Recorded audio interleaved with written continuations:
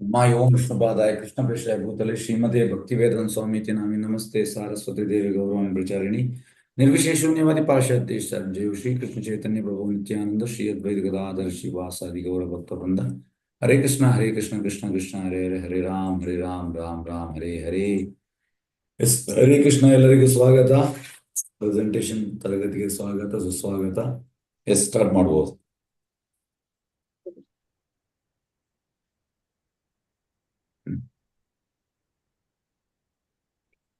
ಹರೇ ಕೃಷ್ಣ ಲಕ್ಷ್ಮೀ ಮಾತಾಜಿ. ಹರೇ ಕೃಷ್ಣ ಮಾತಾಜಿ. ಹರೇ ಕೃಷ್ಣ. ಪ್ರಭುಜಿ ಅವರಿಗೆ main topic ಒಂದು ಸ್ವಲ್ಪ ಇಂಟ್ರೊಡಕ್ಷನ್ ಕೊಡ್ತಾರೆ. ಸೊ ಅದನ್ನ ಬಿಟ್ಟು ಅವ್ರ ಟಾಪಿಕ್ಗೆ ನೀವು ಟೈಮ್ ಸೆಟ್ ಮಾಡಬೇಕು ಪ್ರಭು. ಓಕೆ. ಹರೇ ಕೃಷ್ಣ. ಹರೇ ಕೃಷ್ಣ. ನಿಮಿಷ ಒಂದು ಟೈಮ್ ಸೆಟ್ ಮಾಡಬೇಕಲ್ಲ, ಈಗ ಒಂದು ನಿಮಿಷ. ಟೈಮರ್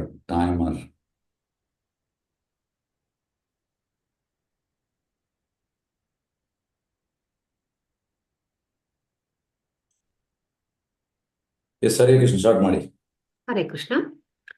ಇಸ್ಕಾನ್ ಶ್ರೀ ಶ್ರೀ ರಾಧಾ ಗೋವಿಂದ ಮಂದಿರ ಆಯೋಜಿಸಿದಂತಹ ಭಕ್ತ ಮತ್ತು ಅಭಕ್ತರ ವಿಷಯದ ಪ್ರಸ್ತುತಿಗೆ ಸ್ವಾಗತ. ಈ ಪ್ರಸ್ತುತಿಯನ್ನು ಪ್ರಣಾಮ ಮಂತ್ರದೊಂದಿಗೆ ಪ್ರಾರಂಭಿಸುತ್ತೇನೆ. ಓಂ ನಮೋ ಭಗವತೆ ವಾಸುದೇವಾಯ. ಓಂ ನಮೋ ಭಗವತೆ ವಾಸುದೇವಾಯ. ಓಂ ನಮೋ ಭಗವತೆ ವಾಸುದೇವಾಯ. ಓಂ ಅಜ್ಞಾನತಿಮಿರಾಂಧಸ್ಯ ಜ್ಞಾನಾಂಜನಶಲಾಕಯ ಚಕ್ಷುರುನ್ಮಿಲಿತಂ ಯೇನ ತಸ್ಮೈ ಶ್ರೀ ಗುರುವೇ ನಮಃ. ನಮೋ ವಿಷ್ಣುಪಾದಾಯ ಕೃಷ್ಣ ಪ್ರೇಷ್ಠಾಯ ಭೂತಲೆ ಶ್ರೀಮತೆ ಭಕ್ತಿ ವೇದಾಂತ ಸ್ವಾಮಿನ್ನಿತಿ ನಾಮಿನೆ. ನಮಸ್ತೆ ಸಾರಸ್ವತಿ ದೇವಿ ಗೌರವಾಣಿ ಪ್ರಚಾರಿಣೆ ನಿರ್ವಿಶೇಷ ಶೂನ್ಯವಾದಿ ಪಾಶ್ಚಾತ್ಯ ದೇಶ ತಾರಿಣೆ. ಜಯ ಶ್ರೀ ಕೃಷ್ಣ ಚೈತನ್ಯ ಪ್ರಭು ನಿತ್ಯಾನಂದ ಶ್ರೀ ಅದ್ವೈತ ಗದಾಧರ ಶ್ರೀವಾಸಾದಿ ಗೌರ ಭಕ್ತ ವೃಂದ. ಹರೇ ಕೃಷ್ಣ ಕೃಷ್ಣ ಕೃಷ್ಣ ಹರೇ ಹರೇ. ಹರೇ ರಾಮ ರಾಮ ರಾಮ ಹರೇ ಹರೇ. ಹರೇ ಕೃಷ್ಣ ಕೃಷ್ಣ ಕೃಷ್ಣ ಹರೇ ಹರೇ. ಹರೇ ರಾಮ ರಾಮ ರಾಮ ಹರೇ ಹರೇ. ಹರೇ ಕೃಷ್ಣ ಕೃಷ್ಣ ಕೃಷ್ಣ ಹರೇ ಹರೇ. ಹರೇ ರಾಮ ರಾಮ ರಾಮ ಹರೇ ಹರೇ. ಶ್ರೀ ಶ್ರೀ ರಾಧಾ ಗೋವಿಂದ ಕಿ ಜೈ. ಶ್ರೀಲಾ ಪ್ರಭುಪಾದ ಕಿ ಜೈ. ನಮ್ಮ ಒಂದು ಪ್ರಸ್ತುತಿಯ ಮುಖ್ಯ ವಿಷಯದ ಉಪವಿಷಯಗಳು ಯಾವುದೆಂದರೆ ಭಕ್ತರು ಮತ್ತು ಅಭಕ್ತರು. ಇದನ್ನ 4 ಭಾಗಗಳಾಗಿ ವಿಂಗಡಿಸಲಾಗಿದೆ. ವಿಷಯ 1 ಭಕ್ತ ಮತ್ತು ಅಭಕ್ತರ ಸ್ವಭಾವಗಳು. ಇದನ್ನ ಲಕ್ಷ್ಮೀ ಡಿ ಆದ ನಾನು ಪ್ರಸ್ತುತಿ ಪಡಿಸ್ತಾ ಇದ್ದೇನೆ. ವಿಷಯ 2 ಭಕ್ತ ಮತ್ತು ಅಭಕ್ತರ ವಿಧಗಳು.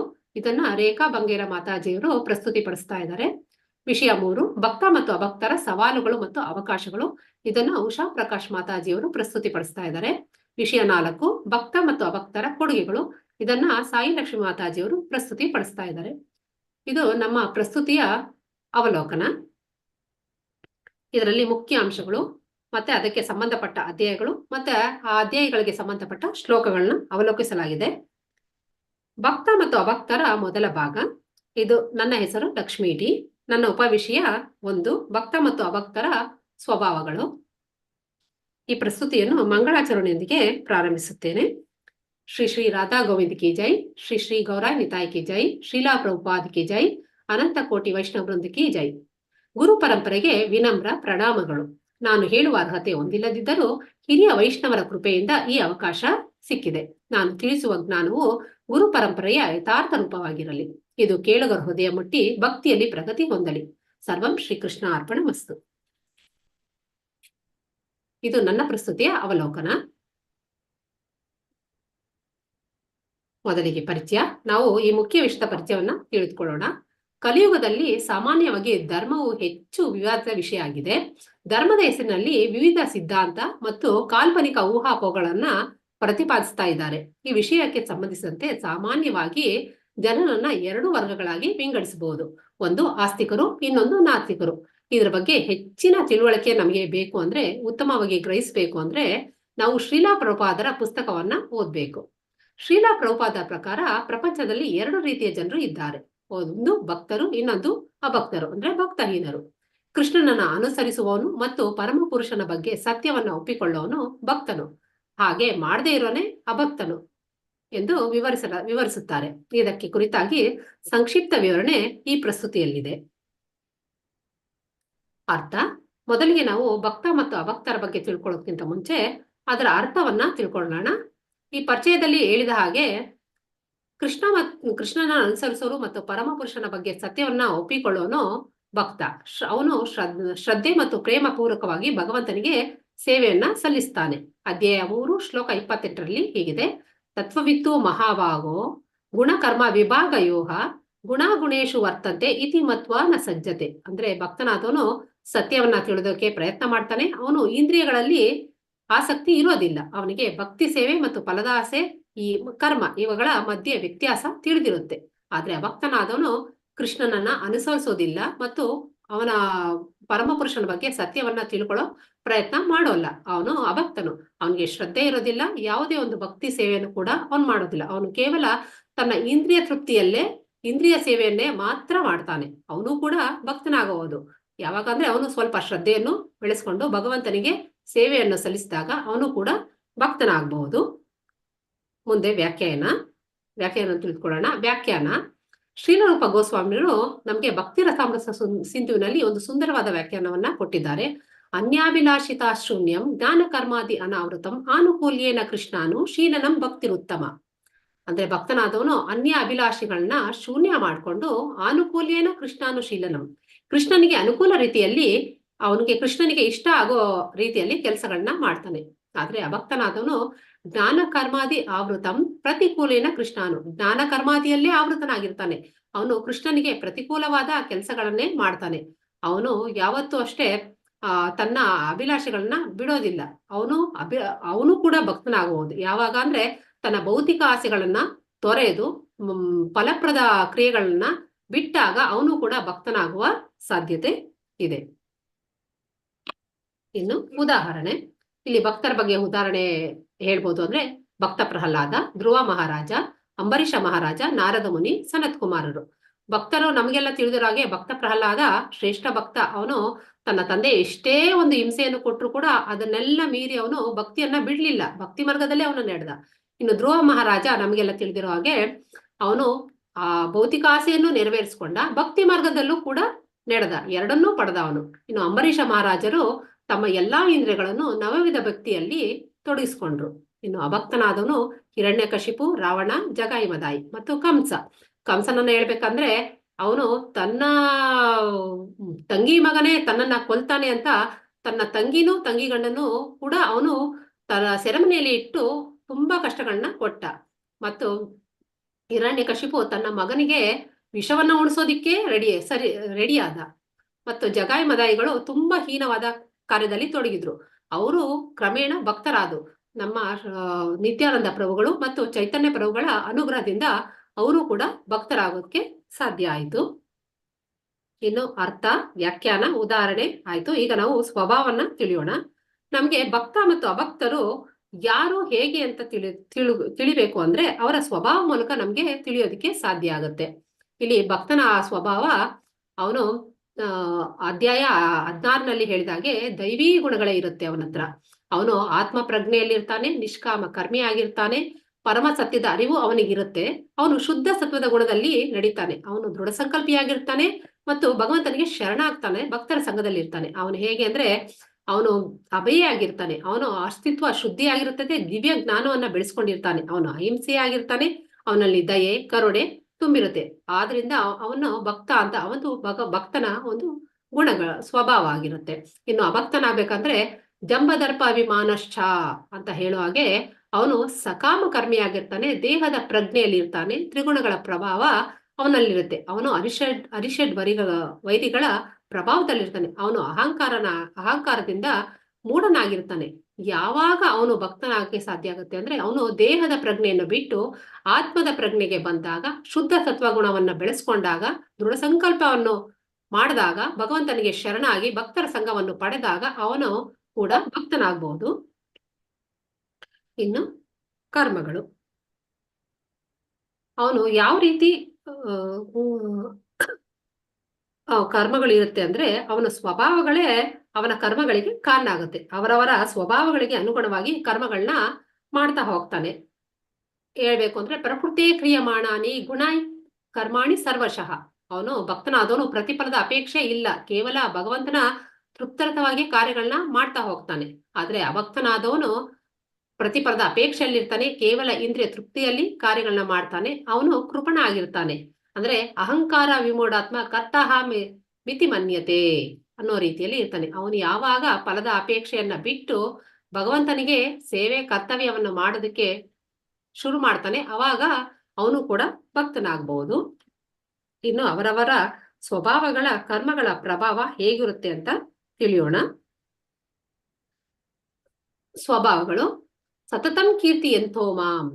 ಭಕ್ತನಾದವನು ಸತತವಾಗಿ ಜಪ ತಪ ಭಕ್ತರ ಸಂಘ ಸಂಕೀರ್ತನೆ ಇದರಲ್ಲೇ ತೊಡಗಿತಾನೆ. ಏನು ನಾನು ಭಗವಂತನ ಸೇವೆ ಹೇಗ್ ಮಾಡ್ಲಿ ಏನ್ ಮಾಡ್ಲಿ ಅನ್ನೋದ್ರಲ್ಲೇ ಸತತವಾಗಿ ಅವನ ಸೇವೆಯನ್ನ ಮಾಡೋದಕ್ಕೆ ಹಾತೊರಿತಾ ಇರ್ತಾನೆ. ಆದ್ರೆ ಅಭಕ್ತನಾದವನು ಸದಾ ಭೌತಿಕ ಜಂತಾಟದಲ್ಲಿ ತನ್ನ ಇಂದ್ರಿಯ ತೃಪ್ತಿಯಲ್ಲಿ ಏನ್ ಮಾಡ್ಲಿ ಹೇಗ್ ಮಾಡ್ಲಿ ಅನ್ನೋದ್ರಲ್ಲಿ ಅವನ ಜೀವನವನ್ನ ಕಳೀತಾ ಹೋಗ್ತಾನೆ.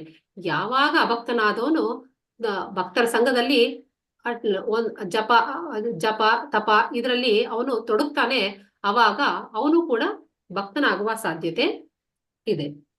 ಇನ್ನು ಧ್ಯೇಯ ಮತ್ತು ಮನಸ್ಥಿತಿ. ಒಬ್ಬ ಭಕ್ತನ ಧ್ಯೇಯ ಅಂದ್ರೆ ಉದ್ದೇಶ, ಧ್ಯೇಯ ಮತ್ತು ಮನಸ್ಥಿತಿ ಹೇಗಿರುತ್ತೆ ಅಂದ್ರೆ ಅವನು ಭಗವಂತನ ದಿವ್ಯ ಪೂರ್ವಕ ಸೇವೆಯಲ್ಲೇ ತೊಡಗಿರ್ತಾನೆ. ಭಕ್ತರ ಪರಮ ಗುರಿ ಭಗವಂತನನ್ನ ಅರಿಯೋದೇ ಆಗಿರುತ್ತೆ. ಅವನು 5 ರಸಗಳ ಪೈಕಿಯಲ್ಲಿ 1 ರಸದಲ್ಲಿ ಭಗವಂತನಲ್ಲಿ ಸಹವಾಸವನ್ನ ಪಡ್ಕೊಂಡಿರ್ತಾನೆ. ಆದ್ರೆ ಅಭಕ್ತನಾದವನು ಕರ್ಮ ಫಲವನ್ನ ಸವಿಯೋದ್ರಲ್ಲೇ ತನ್ನ ಕಾಲಹರಣ ಮಾಡ್ತಾನೆ. ಇಂದ್ರಿಯ ತೃಪ್ತಿ ಅವನಿಗೆ ಪ್ರಮುಖವಾಗಿರುತ್ತೆ. ಅವನು ಲೌಕಿಕ ರಸದ ಸಹವಾಸವನ್ನ ಪಡೆಯೋದಿಲ್ಲ, ಯಾಕಂದ್ರೆ ಅವನು ಆಧ್ಯಾತ್ಮಿಕದಲ್ಲಿ ಇರೋದಿಲ್ಲ. ಅವನು ಭೌತಿಕ ಆಸೆಯಲ್ಲೇ ಭೌತಿಕ ಪ್ರಪಂಚದಲ್ಲೇ ಇರ್ತಾನೆ. ಯಾವಾಗ ಅವನು ತನ್ನ ಭೌತಿಕವಾದ ಇಂದ್ರಿಯಗಳ ತೃಪ್ತಿಯನ್ನ ಬಿಟ್ಟು ಭಗವಂತನ ದಿವ್ಯ ಸೇವೆಯಲ್ಲಿ ಅವನು ಶರಣಾಗ್ತಾನೆ, ಆವಾಗ ಭಕ್ತರ ಪರಮ ಗುರಿಯಲ್ಲಿ ಆ ಭಗವಂತನ ಅರಿಯೋದಿಕ್ಕೆ ಪ್ರಯತ್ನ ಮಾಡ್ತಾನೆ. ಆಗ ಅವನ ತನ್ನ ಮನಸ್ಥಿತಿ ಮತ್ತು ಧ್ಯೇಯವನ್ನ ಬದಲಾಯಿಸಿಕೊಂಡಾಗ ಅವನು ಕೂಡ ಭಕ್ತನಾಗುವ ಸಾಧ್ಯತೆ ಇದೆ. ಇನ್ನು ಗುರಿ ಬಗ್ಗೆ ಹೇಳ್ಬೇಕಂದ್ರೆ ಭಕ್ತನಾದವನು ಸೂಕ್ತ ಪ್ರಜ್ಞೆ ಜಾಗೃತವಾಗಿರುತ್ತೆ. ಅವನು ಯಾವಾಗ್ಲೂ ಭಗವಂತನ ಸೇವೆ ಅವನು ಹೇಗ್ ಮಾಡ್ಲಿ ಏನ್ ಮಾಡ್ಲಿ ಸದಾ ಭಗವಂತನ ಜೊತೆನೆ ಇರಬೇಕು, ಭಗವಂತನ ಧಾಮಕ್ಕೆ ಹೋಗ್ಬೇಕು, ನಾನು ಮರಳಿ ಇಲ್ಲಿ ಬಂದಿರೋದು ಭಗವಂತನ ನಾವು ಸೇವೆ ಮಾಡ್ಲಿಕ್ಕೆ ಅನ್ನೋ ಅರಿವು ಅವನಿಗೆ ಇರುತ್ತೆ. ಆದ್ರೆ ಅಭಕ್ತನಾದನು ತನ್ನ ಇಂದ್ರಿಯ ಸುಖದಲ್ಲಿ ಇರ್ತಾನೆ, ಉನ್ನತ ಲೋಕಗಳನ್ನ ಬಯಸ್ತಾನೆ. ಅವನು ಇಂದ್ರಿಯ ಸುಖವನ್ನ ಎಷ್ಟು ಹೇಗೆ ಅಂದ್ರೆ ತಾನು ತನ್ನ ಹೆಂಡತಿ ತನ್ನ ಮಕ್ಕಳು ಅವರ ಸುಖಕ್ಕೋಸ್ಕರ ಏನೇನ್ ಮಾಡ್ಬೇಕು ಅದ್ರಲ್ಲೇ ಅವನು ಮುಳುಗಿರ್ತಾನೆ. ಅವನು ತನ್ನ ಸುಖದಲ್ಲೇ ಇರ್ತಾನೆ. ಅವನು ಆಸ್ತಿ ಹಣ ಇದ್ರಲ್ಲೇ ಇರ್ತಾನೆ. ಮತ್ತೆ ಅವನು ಸತ್ಮೇಲೂ ಕೂಡ ಉನ್ನತ ಲೋಕಕ್ಕೆ ಹೋಗ್ಬೇಕು ಅಂತ ಬಯಸ್ತಾನೆ, ಸ್ವರ್ಗ ಲೋಕಕ್ಕೆ. ಈ ತರ ಅದಕ್ಕೆ ಏನ್ ಬೇಕು, ಅನ್ಯ ದೇವತೆಗಳನ್ನ ಪೂಜೆ ಮಾಡಿ ಅದಕ್ಕೆ ಏನ್ ಬೇಕು ಅದರ ಬಯಕೆಯಲ್ಲೇ ಅವನು ತೊಡಗ್ತಾನೆ. ಯಾವಾಗ ಅವನಲ್ಲಿ ಕೃಷ್ಣ ಪ್ರಜ್ಞೆ ಅನ್ನೋದು ಜಾಗೃತಗೊಳ್ಳುತ್ತೋ ಆವಾಗ ಅವನು ಭಕ್ತನಾಗುವ ಸಾಧ್ಯತೆ ಇದೆ. ಆವಾಗ ಅವನು ಭಗವದ್ಧಾಮವನ್ನ ತಲುಪೋದಕ್ಕೂ ಕೂಡ ಸಾಧ್ಯ ಆಗುತ್ತೆ. ಸಾದೃಶ್ಯ. ಭಕ್ತನಾದವನು ಅಧ್ಯಾಯ 5.10 ಹೇಳಿದಾಗೆ ಫಲಗಳನ್ನು ಭಗವಂತನಿಗೆ ಅರ್ಪಿಸ್ತಾನೆ. ಯಾರು ನಿರ್ಲಿಪ್ತನಾಗಿ ಕರ್ತವ್ಯಗಳನ್ನ ಮಾಡ್ತಾನೋ ಅವನು ತಾವರೆ ಎಲೆ ಹೇಗೆ ನೀರಿನ ಲೇಪ ಇಲ್ಲವೋ ಹಾಗೆ ಪಾಪದ ಲೇಪ ಇರೋದಿಲ್ಲ. ಅವನು ಬಾಂಧವ್ಯವಿಲ್ಲದೆ ತನ್ನ ಕರ್ತವ್ಯವನ್ನು ನಿರ್ವಹಿಸ್ತಾನೆ, ಫಲಗಳನ್ನ ಭಗವಂತನಿಗೆ ಅರ್ಪಿಸ್ತಾನೆ. ಅವನು ಹೇಗೆ ಕಮಲದ ಎಲೆಯಿಂದ ನೀರಿನ ಅಸ್ಪೃಶ್ಯವಾಗಿರುವುದೋ ಹಾಗೆ ಪಾಪ ಕರ್ಮದಿಂದ ಪ್ರಭಾವಿತ ಆಗೋದಿಲ್ಲ. ಇನ್ನು ಅಭಕ್ತನಾದವನು ಮನುಸ್ಮೃತಿಯಲ್ಲಿ ಹೇಳಿದ ಪ್ರಕಾರ ಎಷ್ಟೇ ಇಂದ್ರಿಯ ಭೋಗದಿಂದ ಕಾಮಕ್ಕೆ ತೃಪ್ತಿ ಆಗೋದೇ ಇಲ್ಲ. ಇನ್ನು ಬೇಕು ನಂದಾಯ್ತು, ನನ್ನ ಮಕ್ಕಳಾಯ್ತು, ನನ್ನ ಮೊಮ್ಮಕ್ಕಳು ಹೀಗೆ ಬಯಸ್ತಾನೆ ಹೋಗ್ತಾನೆ. ಒಂದೇ ಸಮನೆ ಇಂಧನವನ್ನು ಪೂರೈಸುವುದರಿಂದ ಅಗ್ನಿಯು ಆರೋದಿಲ್ಲ ಹೇಗೋ ಹಾಗೆ ಅಗ್ನಿಯನ್ನ ಆರಿಸ್ಬೇಕು ಅಂತಂದ್ರೆ ಅವನು ಅವನಲ್ಲಿ ಭಕ್ತಿ ಅನ್ನೋದು ಮೂಡಿದಾಗ ಮಾತ್ರ ಈ ಇಂದ್ರಿಯವಾದ ಅಗ್ನಿ ಆರುತ್ತೆ. ಅವಾಗ ಅವನು ಭಕ್ತನಾಗೋದಿಕ್ಕೆ ಸಾಧ್ಯ ಆಗುತ್ತೆ. ಇನ್ನು ಸಾರಾಂಶ. ಇದು ನಮ್ಮ ಒಂದು ಪ್ರಸ್ತುತಿಯ ಸಾರಾಂಶ ಏನು ಅಂತಂದ್ರೆ, ಭಕ್ತನಾದವನು ಭಕ್ತಿ ಸೇವೆಯಿಂದ ಹೇಯ ಚಟುವಟಿಕೆಗಳಿಂದ ದೂರ ಇಟ್ಟಿರ್ತಾನೆ. ನಿಷ್ಕಾಮ ಕರ್ಮದ ಪ್ರಜ್ಞೆಯಲ್ಲಿ ಭಗವಂತನಿಗೆ ಶರಣಾಗ್ತಾನೆ. ಅವನು ಯಾವುದೇ ಒಂದು ಹೇಯ ಚಟುವಟಿಕೆಗಳನ್ನ ಮಾಡೋದಿಲ್ಲ. ಅವನು ಭಗವಂತನ ಯಾವುದೇ ಒಂದು ತನ್ನ ದಿನನಿತ್ಯ ಪ್ರತಿಯೊಂದು ಕಾರ್ಯವನ್ನು ಮಾತ್ರ ಮೀಸಲಿಟ್ಟಿರ್ತಾನೆ. ಆದ್ರೆ ಭಕ್ತನಾದವನು ಎಲ್ಲಾ ಈ ಭೌತಿಕ ಚಟುವಟಿಕೆಗಳಲ್ಲಿ ತೊಡಗಿರ್ತಾನೆ. ಸಕಾಮ ಕರ್ಮದ ಪ್ರಜ್ಞೆಯಲ್ಲಿ ಭಗವಂತನಿಗೆ ಅವನು ಶರಣಾಗೋದೇ ಇಲ್ಲ. ನನ್ನದೇ ನಾನೇ ಎಲ್ಲ ಅನ್ನೋ ಒಂದು ಆಸೆ ಬುರುಕ ಅವನು ಕೃಪಣ ಆಗಿರ್ತಾನೆ. ಯಾವಾಗ ಅವನು ಇದನ್ನೆಲ್ಲ ಬಿಟ್ಟು ಹೇಯ ಚಟುವಟಿಕೆಗಳನ್ನ ಬಿಟ್ಟು ಭಗವಂತನ ಭಕ್ತಿ ಸೇವೆಯಲ್ಲಿ ತೊಡಗ್ತಾನೆ, ಅವನು ನಿಷ್ಕಾಮ ಕರ್ಮವನ್ನ ಮಾಡೋದಿಕ್ಕೆ ಪ್ರಯತ್ನ ಮಾಡ್ತಾನೆ, ಭಗವಂತನ ಶರಣಾಗಿ, ಆಗ ಮಾತ್ರ ಅವನು ಭಕ್ತನಾಗೋದಿಕ್ಕೆ ಸಾಧ್ಯ ಆಗುತ್ತೆ. ಹರೇ ಕೃಷ್ಣ. ಇದು ನನ್ನ ಪ್ರಸ್ತುತಿಯ ಅಲ್ಪ ವಿರಾಮನ ನೀಡ್ತಾ ನನಗೆ ಈ ಅವಕಾಶವನ್ನು ಕಲ್ಪಿಸಿಕೊಟ್ಟ ಶ್ರೀ ಶ್ರೀ ರಾಧಾ ಗೋವಿಂದ ಮಂದಿರ ತಂಡಕ್ಕೆ ಧನ್ಯವಾದಗಳನ್ನು ಅರ್ಪಿಸುತ್ತಾ ವಿಷಯ 2 ರೇಖಾ ಮಾತಾಜಿಯವರು ಮುಂದುವರಿಸುತ್ತಾರೆ. ಹರೇ ಕೃಷ್ಣ. Over to Rekha Mataji. ಹರೇ ಕೃಷ್ಣ. ಧನ್ಯವಾದಗಳು. ಆಯ್ತಾ? Okay. Yes, Hare Krishna.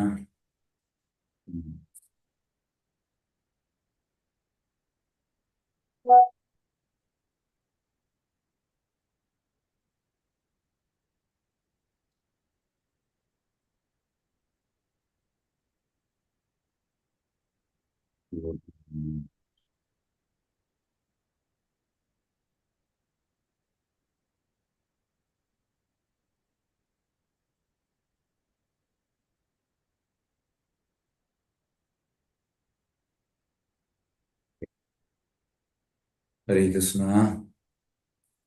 Lakshmi D ಅವರು. ಓಕೆ, ಸರಿಯಾದ ಸಮಯಕ್ಕೆ ನೀವು ನಿಲ್ಲಿಸಿದ್ದೀರಿ. 15 ನಿಮಿಷದೊಳಗೆ ಮಾಡಿದ್ದೀರಿ. Yes, very good.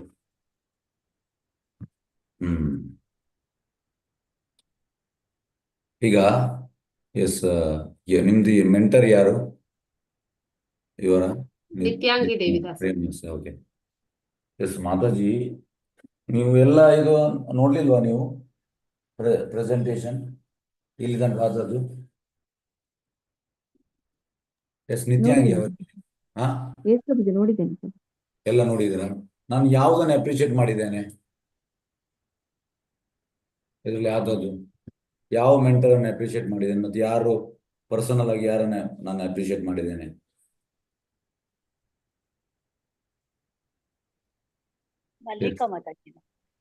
ಅವರು ಹೇಳಿ. ನೀವು ಮಾತಾಡ್ಬೇಕು, ನಾನು ಅವರ ಬಗ್ಗೆ ಹೋಗ್ಬೇಕು. ನಿತ್ಯಾಂಗಿ. ಎಸ್, ನಿತ್ಯಾಂಗಿ ಮಾತಾಜಿ ಅವರು. ಹಾ, ಮಲ್ಲಿಕಾ ಮಾತಾಜಿ ಅವತ್ತು. ಮಲ್ಲಿಕಾ ಮಾತಾಜಿನ ಯಾಕೆ ನಾನು ಅಪ್ರಿಷಿಯೇಟ್ ಮಾಡಿದ್ದೇನೆ? ರೀಸನ್ ಎಲ್ಲ ಪಾಯಿಂಟ್ ಶ್ಲೋಕ ಉಲ್ಲೇಖ ಮಾಡಿದ ಪಾಯಿಂಟ್ ಅಂದ್ರೆ ಶಿಲಾ ಪ್ರಭುಪಾದ್ ಅವರು ಹೇಳಿರೋ ಪಾಯಿಂಟ್ ಎಲ್ಲ ಕವರ್ ಆಗಿತ್ತು ಅಂತ ಹೇಳಿದ್ರು. ಮೈನ್ ಆಗಿ ಯಾವ್ದಕ್ಕೆ ನಾನು ಇದು ಮಾಡಿದ್ದು ಅವರ ಹತ್ರ? ಶ್ರೀಲ ಪ್ರಭುಪಾದ ಭಾವಾರ್ಥದಿಂದ ಎಲ್ಲವನ್ನು ತೆಗೆದಿದ್ದಾರೆ. ಹಾಗಾಗಿ ಅದಕ್ಕೆ ನಾನು ಅಪ್ರಿಷಿಯೇಟ್ ಮಾಡಿದ್ದೇನೆ. ಮತ್ತೆ ಇನ್ನೊಂದು ಒಬ್ಬರನ್ನು ನಾನು ತುಂಬಾ ಅಪ್ರಿಷಿಯೇಟ್ ಮಾಡಿದ್ದೇನೆ. ಯಾರನ್ನು ಅಂದ್ರೆ ಮೆಂಟರ್ ಅಲ್ಲ, ಅವರು ಎಂತ ಹೇಳುವಂಥದ್ದು ಪ್ರೆಸೆಂಟೇಶನ್ ಮಾಡಿದ್ದು ಯಾರನ್ನು ಹೇಳ್ಬೋದಾ? ಪ್ರೆಸೆಂಟೇಶನ್ ಮಾಡಿರೋದ? ಪ್ರೆಸೆಂಟೇಶನ್ ಮಾಡಿದ ಒಂದು ಕ್ಯಾಂಡಿಡೇಟ್ ಅನ್ನು ಅಪ್ರಿಷಿಯೇಟ್ ಮಾಡಿದ್ದೇನೆ. ಯಾರನ್ನು? ಎಸ್, ಹರೇ ಕೃಷ್ಣ. ಹಾ ಹೇಳಿ. Gaurangi Gopinath Mataji. Gaurangi Gopinath. Okay, very good. Okay, Gaurangi Gopinath ನಾನು ಯಾಕೆ ಅಪ್ರಿಷಿಯೇಟ್ ಮಾಡಿದ್ದೇನೆ? ಎಸ್, ಈಗ ನಿಮ್ಮಲ್ಲಿ ಅಲ್ಲ ಅವರು. ಎಸ್, ನಿತ್ಯಾಂಗಿ ಮಾತಾಜಿ ಹೇಳಿ. ಎಸ್, ಹರೇ ಕೃಷ್ಣ. ಹೇಳಿ ಮಾತಾಜಿ. ಕೇಳಿದಿನೋ ಇಲ್ಲೋ ಗೊತ್ತಿಲ್ಲ ಪ್ರಭುಜಿ ಅವ್ರದ್ದು. ನೀನು ಕೇಳಿಲ್ವಾ?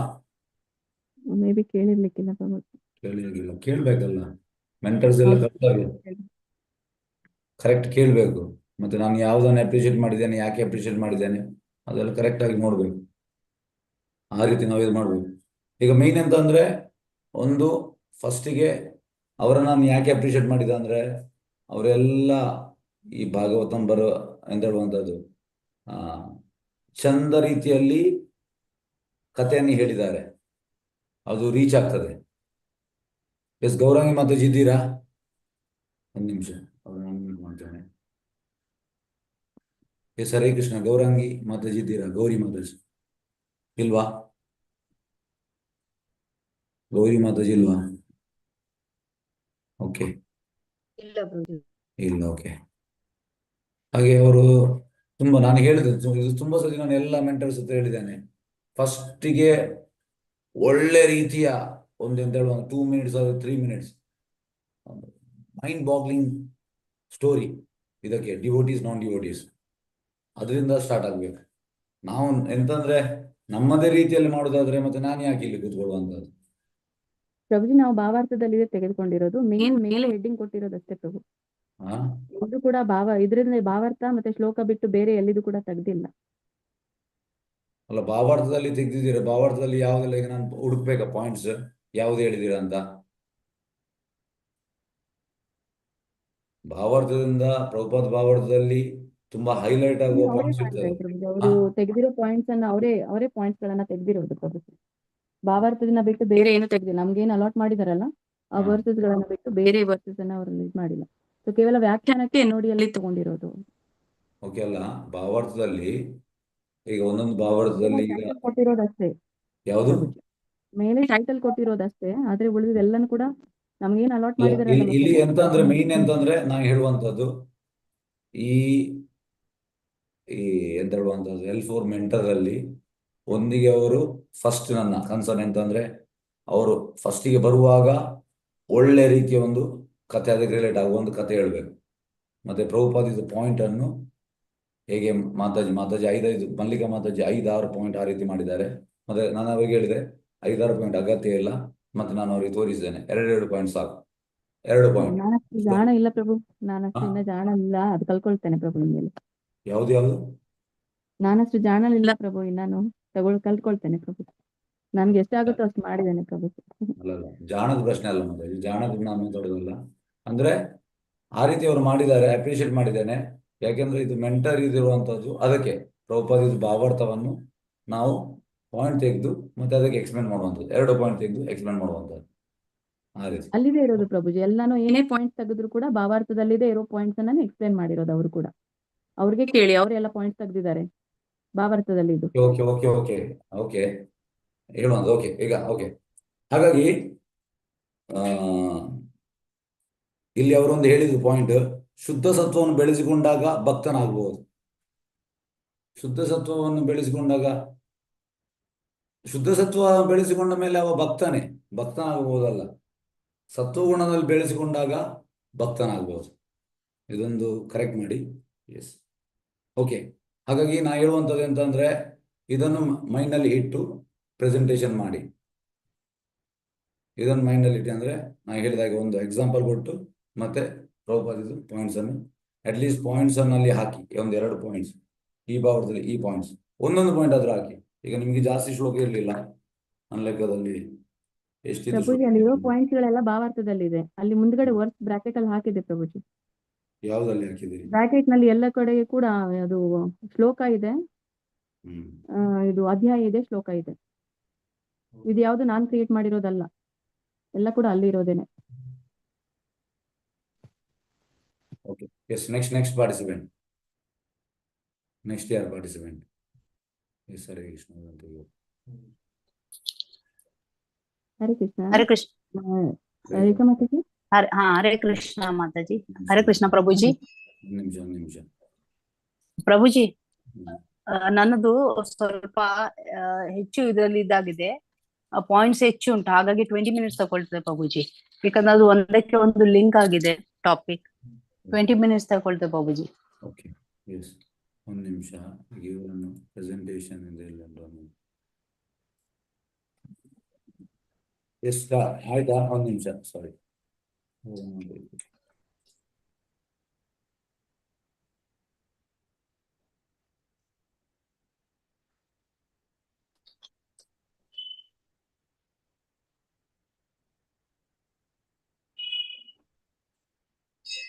ಎಸ್, ಸ್ಟಾರ್ಟ್ ಮಾಡಿ ಪ್ರೆಸೆಂಟೇಷನ್. ಧನ್ಯವಾದಗಳು ಧನ್ಯವಾದಗಳು ಲಕ್ಷ್ಮೀ ಮಾತಾಜಿ. ನನ್ನ ಇವತ್ತಿನ ಉಪವಿಷಯ ಭಕ್ತರು ಹಾಗೂ ಅಭಕ್ತರ ವಿಧಗಳು. ನನ್ನ ಪ್ರಸ್ತುತಿಯನ್ನು ಮಂಗಳಾಚರಣೆಯಿಂದ ಪ್ರಾರಂಭ ಮಾಡುತ್ತೇನೆ. ಶ್ರೀ ಶ್ರೀ ರಾಧಾ ಗೋವಿಂದ್ ಕಿ ಜಯ, ಶ್ರೀ ಗೌರ್ ನಿತಾಯ್ ಕಿ ಜಯ, ಶ್ರೀಲ ಪ್ರಭುಪಾದ್ ಕಿ ಜಯ, ಅನಂತ ಕೋಟಿ ವೈಷ್ಣವಂದಿ ಕಿ ಜಯ. ಗುರು ಪರಂಪರೆಗೆ ವಿನಮ್ರ ಪ್ರಣಾಮಗಳು. ನಾನು ಹೇಳುವ ಅರ್ಹತೆ ಹೊಂದಿಲ್ಲದಿದ್ದರೂ ಹಿರಿಯ ವೈಷ್ಣವರ ಕೃಪೆಯಿಂದ ಈ ಅವಕಾಶ ಸಿಕ್ಕಿದೆ. ನಾನು ತಿಳಿಸುವ ಜ್ಞಾನವು ಗುರು ಪರಂಪರೆಯ ಯಥಾರ್ಥ ರೂಪವಾಗಿರಲಿ. ಇದು ಕೇಳುಗರ ಹೃದಯ ಮುಟ್ಟಿ ಭಕ್ತಿಯಲ್ಲಿ ಪ್ರಗತಿ ಹೊಂದಲಿ. ಸರ್ವಂ ಶ್ರೀ ಕೃಷ್ಣಾರ್ಪಣಮಸ್ತು. ಈಗ ನನ್ನ ಪ್ರಸ್ತುತಿಯ ವಿಷಯ ಪರಿಚಯ. ಈ ಪ್ರಸ್ತುತಿಯ ಅವಲೋಕನೆ ನಂತರ ನನ್ನ ಪ್ರಸ್ತುತಿಯ ವಿಷಯ ಪರಿಚಯವನ್ನು ನೋಡುವ.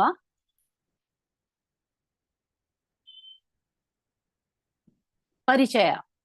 ಇದರಲ್ಲಿ ಭಕ್ತರು ಹೇಗೆ ಶರಣಾಗುತ್ತಾರೆ, ಭಕ್ತರ ವಿಧಗಳಾವುವು, ಭಕ್ತರ ಶ್ರೇಣಿಗಳಾವುವು ಹಾಗೂ ಭಕ್ತರ ವರ್ಗಗಳಾವು ಎಂದು ನೋಡುವ.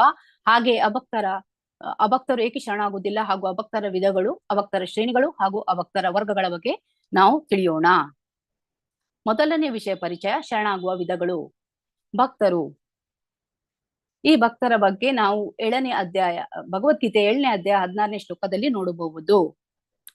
ಚತುರ್ವಿಧ ಭಜಂತೆ ಮಾಂ ಜನ ಸುಕೃತನೋ ಅರ್ಜುನ ಆರ್ತೋ ಜಿಜ್ಞಾಸುರಾರ್ಥಿ ಜ್ಞಾನಿಚ ಭರತರ್ಷಭ. ಇಲ್ಲಿ ಸುಕೃತನ ಅಂದರೆ ಪುಣ್ಯವಂತರು. ಚತುರ್ವಿಧ ಭಜಂತೆ ಮಾ, 4 ಬಗೆಯ ಜನರು ಭಗವಂತನ ಸೇವೆಯಲ್ಲಿ ಶರಣಾಗುತ್ತಾರೆ.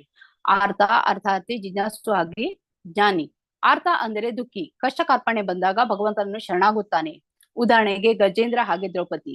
ಅರ್ಥಾರ್ಥಿ ಭೌತಿಕ ಲಾಭಾಪೇಕ್ಷಿ, ಉದಾಹರಣೆಗೆ ಧ್ರುವ ಮಹಾರಾಜರು ಹಾಗೂ ವಿಭೀಷಣರು.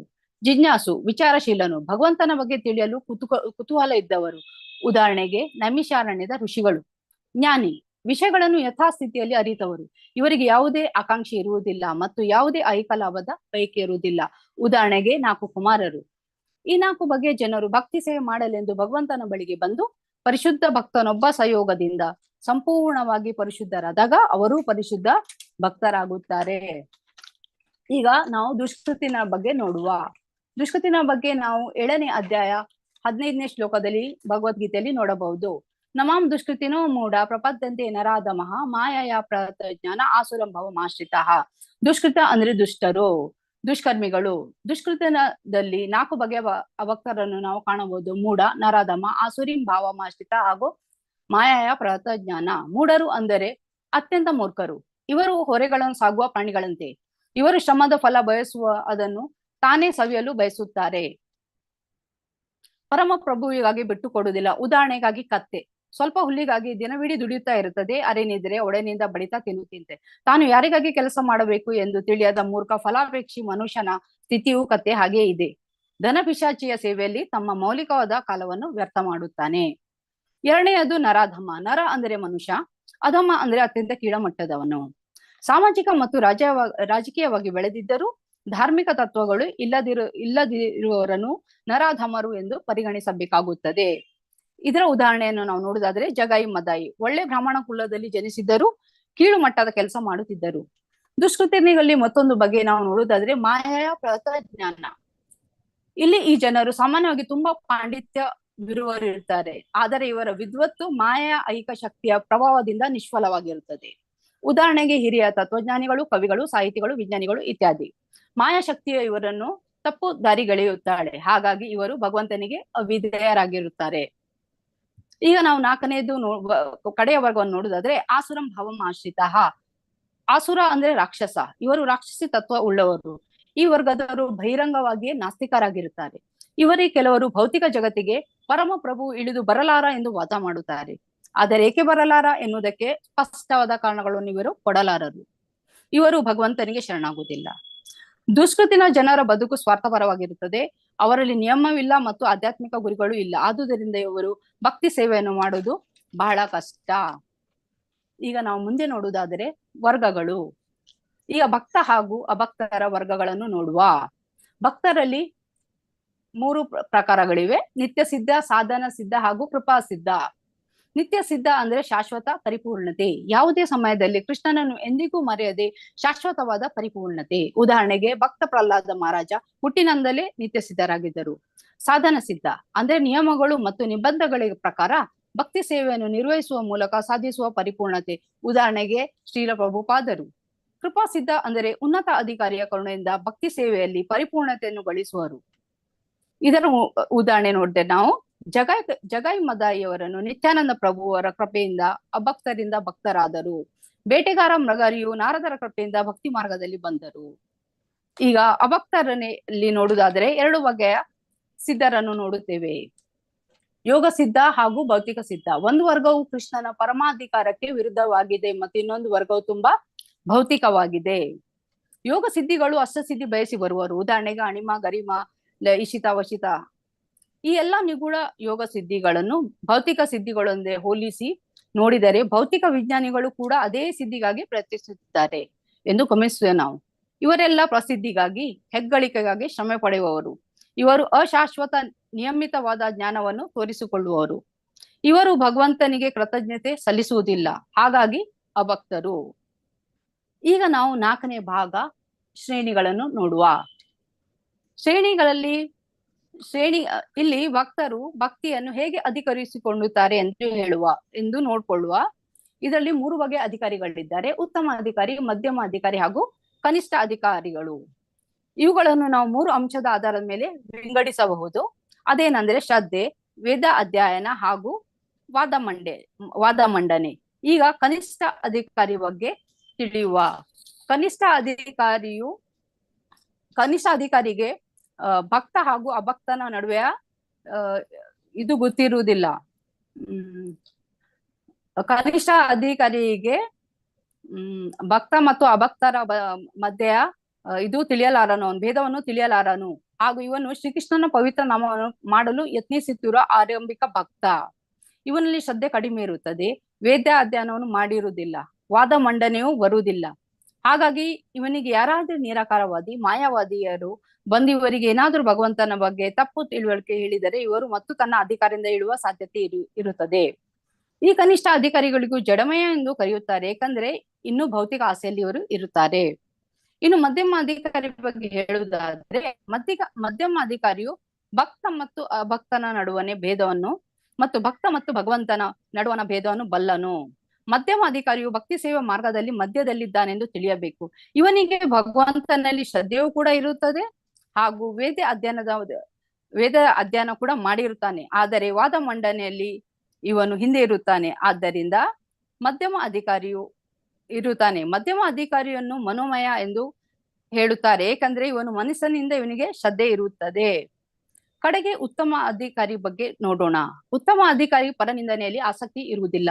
ಅವನ ಹೃದಯವು ಪೂರ್ಣವಾಗಿ ಪರಿಶುದ್ಧವಾದದ್ದು. ಅವನು ನಿರ್ಮಲ ಕೃಷ್ಣ ಪ್ರಜ್ಞೆಯ ಸಾಕ್ಷಾತ್ಕಾರದ ಸ್ಥಿತಿಯನ್ನು ತಲುಪುತ್ತಾನೆ. ಹಾಗೆಯೇ ಉತ್ತಮ ಅಧಿಕಾರಿ ಶ್ರದ್ಧೆಯಲ್ಲಿಯೂ ಉನ್ನತನಾಗಿರುತ್ತಾನೆ, ವೇದ ಅಧ್ಯಯನದಲ್ಲಿ ಕೂಡ ನಿಪುಣನಾಗಿರುತ್ತಾನೆ. ಹಾಗೆ ವಾದ ಮಂಡನೆಯಲ್ಲಿ ಜಾಗರೂಕರಾಗಿ ಎಲ್ಲರನ್ನೂ ಸೋಲಿಸಿ ಜಯವನ್ನು ಗಳಿಸುತ್ತಾನೆ. ಹಾಗಾಗಿ ಅವನು ಉತ್ತಮನಾಗಿರುತ್ತಾನೆ. ಉತ್ತಮ ಅಧಿಕಾರಿಗೆ ಚಿನ್ಮಯ ಎಂದು ಕರೀತಾನೆ. ಅವನು ಭಗವಂತನ ವಿಗ್ರಹದಲ್ಲಿ ಭಗವಂತನನ್ನು ಕಾಣುವ ಶಕ್ತಿಯುಳ್ಳವನಾಗಿರುತ್ತಾನೆ. ಈಗ ಅಭಕ್ತರಲ್ಲಿ ಶ್ರೇಣಿಯಲ್ಲಿ ನೋಡುವುದಾದರೆ ಇದರಲ್ಲಿ 3 ಬಗೆಯಲ್ಲಿದ್ದಾರೆ: ನಿರಾಕಾರವಾದಿ, ಮಾಯಾವಾದಿ ಹಾಗೂ ಭೌತಿಕವಾದಿ. ನಿರಾಕಾರವಾದಿಯು ಭಗವಂತನಿಗೆ ಆಕಾರ ಇಲ್ಲವೆಂದು ಮಂಡಿಸುವವರು. ಅವರಿಗೆ ಬ್ರಹ್ಮನ್ ಒಂದು ಭಗವಂತನ ಅಂಶ, ಉಜ್ವಲ ಪ್ರಭೆ ಭಗವಂತನದು ಎಂದು ಅರಿವಿಲ್ಲ. ಇವರು ಬ್ರಹ್ಮನ್ ಸ್ಥಿತಿಯವರೆಗೆ ತಲುಪುತ್ತಾರೆ. ಮಾಯಾವಾದಿಗಳು ಭಗವಂತನಲ್ಲಿ ಐಕ್ಯವಾಗಲು ಬಯಸುವರು. ಇವರು ತಾವು ಭಗವಂತನ ಅಂಶ, ಆದ್ದರಿಂದ ನಾವು ಭಗವಂತರ ಎಂದು ವಾದ ಮಾಡುತ್ತಾರೆ. ಇವರು ಬ್ರಹ್ಮನ್ ಸ್ಥಿತಿಯವರೆಗೆ ತಲುಪುತ್ತಾರೆ. ಭೌತಿಕವಾದಗಳು ತಮ್ಮನ್ನು ಒಡೆಯನೆಂದು ಭಾವಿಸುವರು. ಅವರು ತಮ್ಮ ಶ್ರಮದ ಫಲವನ್ನು ಭಗವಂತನಿಗೆ ಅರ್ಪಿಸುವುದಿಲ್ಲ. ಅವರ ಜೀವನ ಬರೇ ಸ್ವಾರ್ಥಪರವಾಗಿರುತ್ತದೆ.